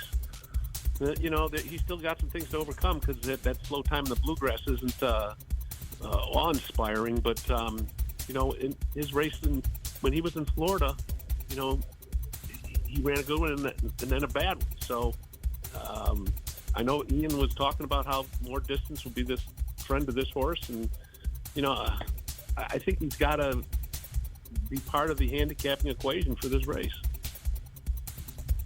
Yeah, he's going to have to pass a lot of horses in the stretch, but if he can get a clean trip, we know he can finish. He'll be rolling at the end. We'll see how that plays out. Shane, appreciate the trip. Yep. Shane, appreciate the question. If you have a question for Dale and Tim, you can email the show or post them on our social media pages. We will get them worked in for you. A couple more listener questions coming up, but I have another right or wrong topic for you guys this morning. Tampa Bay Derby winner Owen Almighty was pulled from consideration for the Kentucky Derby after his 6th place finish in the Bluegrass. His connections cited distance limitations and penciled him in for the Pat Day Mile on the Derby undercard. This week, they reversed that decision and apparently are okay with the 1.25 miles. Is that decision right or wrong? What do you think? Right or wrong? Tim? I think it's wrong. I mean, if I'm... It's obviously the owner has Derby fever. They might never get there again, and God bless them for trying. You never know what can happen in a horse race, but his performance in the Bluegrass when he backed up and he ended up tied for last with Chancellor McPatrick shouldn't ooze confidence as they head to Kentucky. He's going to be part of the pace for sure, but I just can't see him getting that distance. And he might give his owners and his backers a thrill early on, but I just think he folds like a cheap suit. And when the real running starts, I feel bad for the horse because I think he's got the distance limitations. He'd be better suited to be in the Pat Day Mile, but the owners have the Derby fever, and it seems like Brian Lynch said, okay, we'll give it a shot, but it seems like Brian wanted to go in a different spot, and the owners trumped him. I'd say it's never wrong to run in the Kentucky Derby. If you got a horse that's healthy, happy, doing good, and remember, speed is always dangerous, so if something happens that they let him go, they don't think much of him, don't be surprised if he comes off that turn 2 in front and makes the run for home. You only get one shot at the Kentucky Derby. That's true. You know who's going to be really happy that Owen Almighty is going in the Kentucky Derby? Burnham Square. Yeah, Burnham Square. There'll be a couple of them. Sandman. Sovereignty. Yeah. Yep. Even journalism. Yep. All those horses coming from further back are going to be hoping for a fast pace. We'll see if they get it. Owen Almighty should add to that scenario in just a couple of weeks. All right, we'll bring Nick Zito back for that segment as we do every week with Right or Wrong, but a couple more topics to get to before we get to our West Point of the Week. And this one comes from Dan in Florida, who, guys, heard our conversation about the speed of the racing surface at Churchill Downs during Derby Week when we talked about that last Saturday. When Dan worked at Green Mountain Park years ago, he says that the track would often be softened up on Wednesday morning before they would let it harden by Sunday. And horses that ran on a Sunday would go 5 furlongs in 59, 58, etc. But that same horse would run a week and a half later on a Wednesday and go 102, 103 for 5 furlongs. The surface change affected the times of the winter quite often. How should handicappers interpret morning workouts? Do they do it simply by time only, or how many horses have worked on the same day? Maybe Dale and Tim can give us punters an angle to use, is what Dan has to say. So, Dale, how do you interpret morning workouts? Well, I've said it on here a lot of times. I don't look at the time as much as I do the consistency of their work pattern. That's the big thing. But Green Mountain Park, one of the spots I spent some of my youth as a kid. My father had horses there. It was a great little racetrack, but they don't change the racetracks anymore. Even if they did back then, I'm not saying he's wrong back then, but the racetracks, the biggest thing we want to do is keep it consistent every day as close to the same as possible. And these track maintenance guys work hard on doing that. So, but I just look at consistency of the work because you don't know what the trainer wanted. You don't know if he wanted to go fast or he wanted to go slow. But if they're working on a consistent pattern once a week between races, that's all I'd pay attention to. Yeah, it's not the time that's important.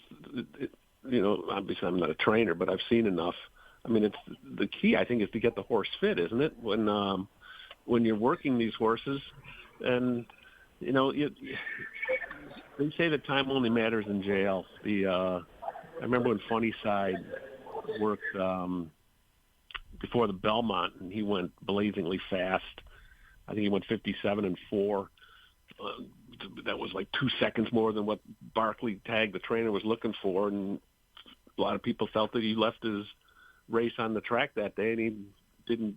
Empire Maker beat him in the Belmont on that sloppy track, and he finished third.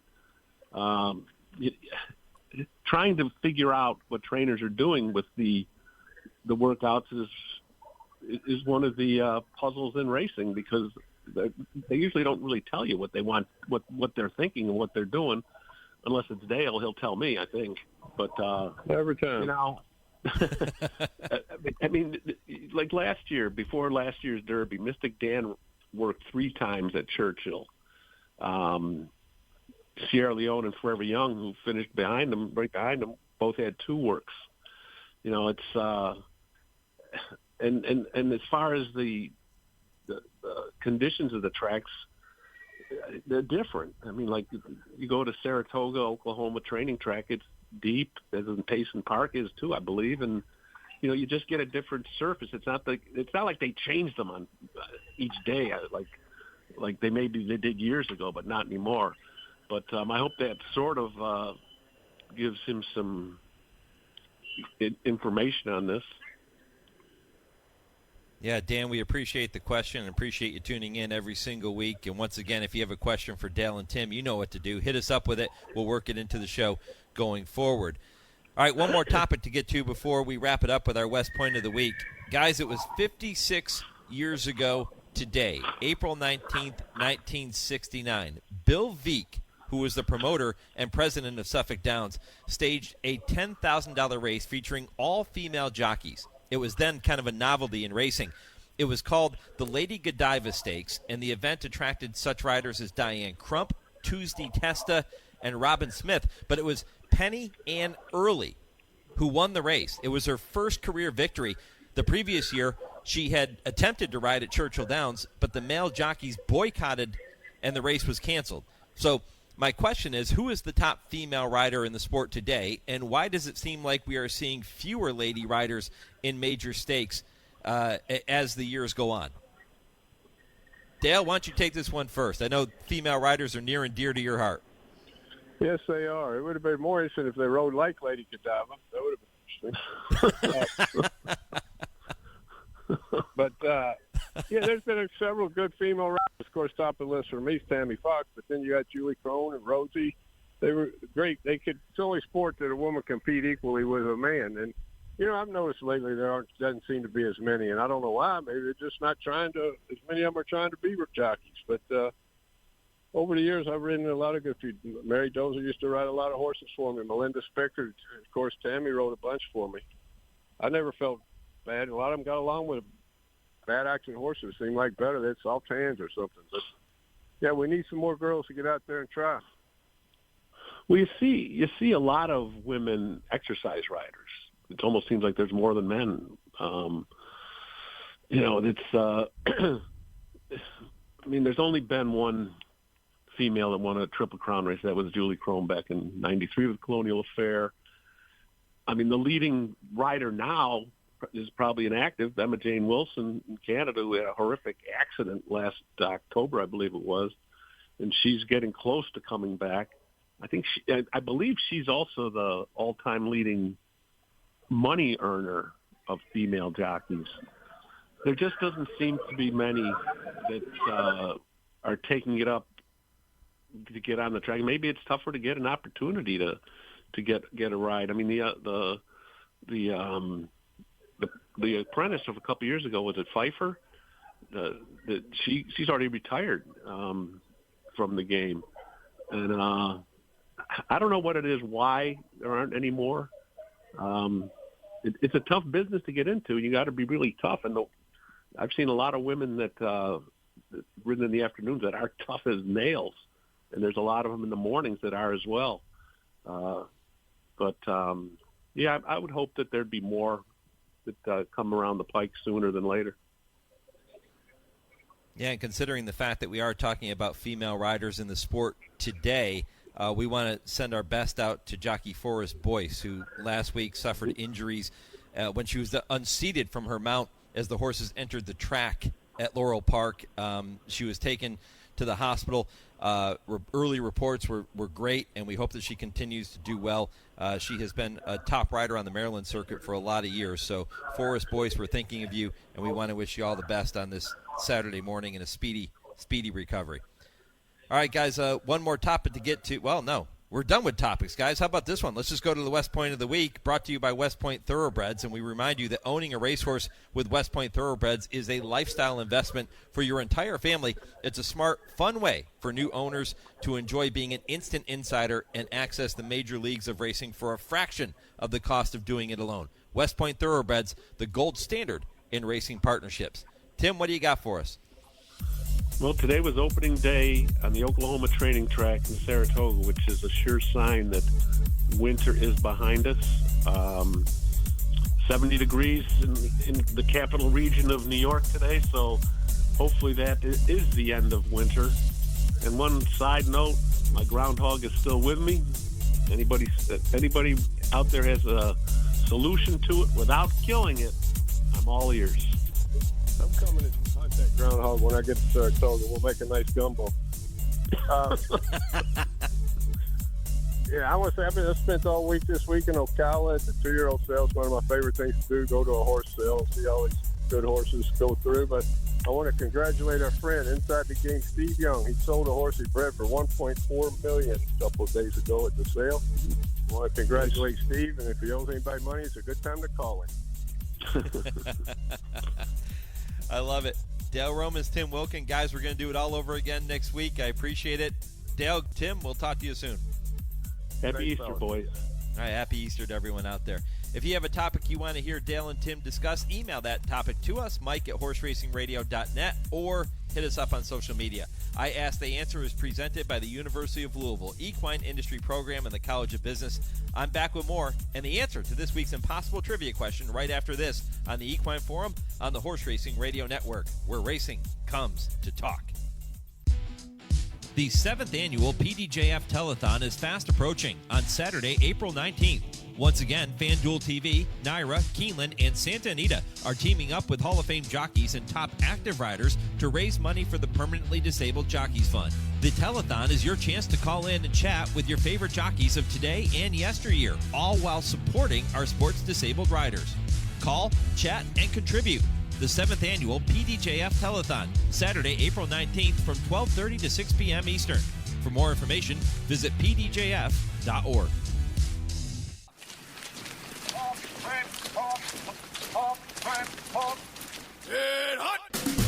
My battle buddies and I attended the NHL Stadium Series at Yankee Stadium. We had never been there before, and two of us had never seen a hockey game. Man, we had the time of our lives. It was great therapy. VetTix, we can't thank you enough. Every empty seat at a concert, a game, motorsports, or a play is a missed opportunity to say thanks to a veteran and service member. We can help. We can give our veterans a special event where they too can create their own cherished memories. Find out how by visiting www.vettix.org. That's www.vettix.org. Find out how you can make a difference in a veteran's life. People do some pretty cool things in their 40s and 50s. Why should saving for retirement be any different? I mean, they go back to college, learn new instruments, start skateboarding. Whoa! Okay, maybe that one's not for everybody, but saving for retirement is. With aceyourretirement.org, you can get on track with your retirement savings no matter your age. Just have a 3-minute chat with Avo, the friendly digital retirement coach from AARP. You'll get personalized recommendations based on your input that are easy to understand and work with your lifestyle. It's quick, easy, and free. Plus, it's sponsored by AARP, so you know they got your back. Woohoo! Gnarly move, Dad. Thanks, sweetie. So wherever you are in your retirement savings journey, head to aceyourretirement.org and start chatting with Avo today. That's aceyourretirement.org. A message from AARP and the Ad Council. Want to get the latest HRRN content directly on your computer or mobile device? Then subscribe to our podcast using the Podbean app or Apple Podcasts. Just go to hrrn.podbean.com on your computer and click follow, or download the Podbean app and search HRRN. You can also find us on Apple Podcasts and listen to our latest episodes anytime. Don't miss a thing. Subscribe to our podcasts today. You're listening to the Equine Forum on HRRN, presented by TwinSpires.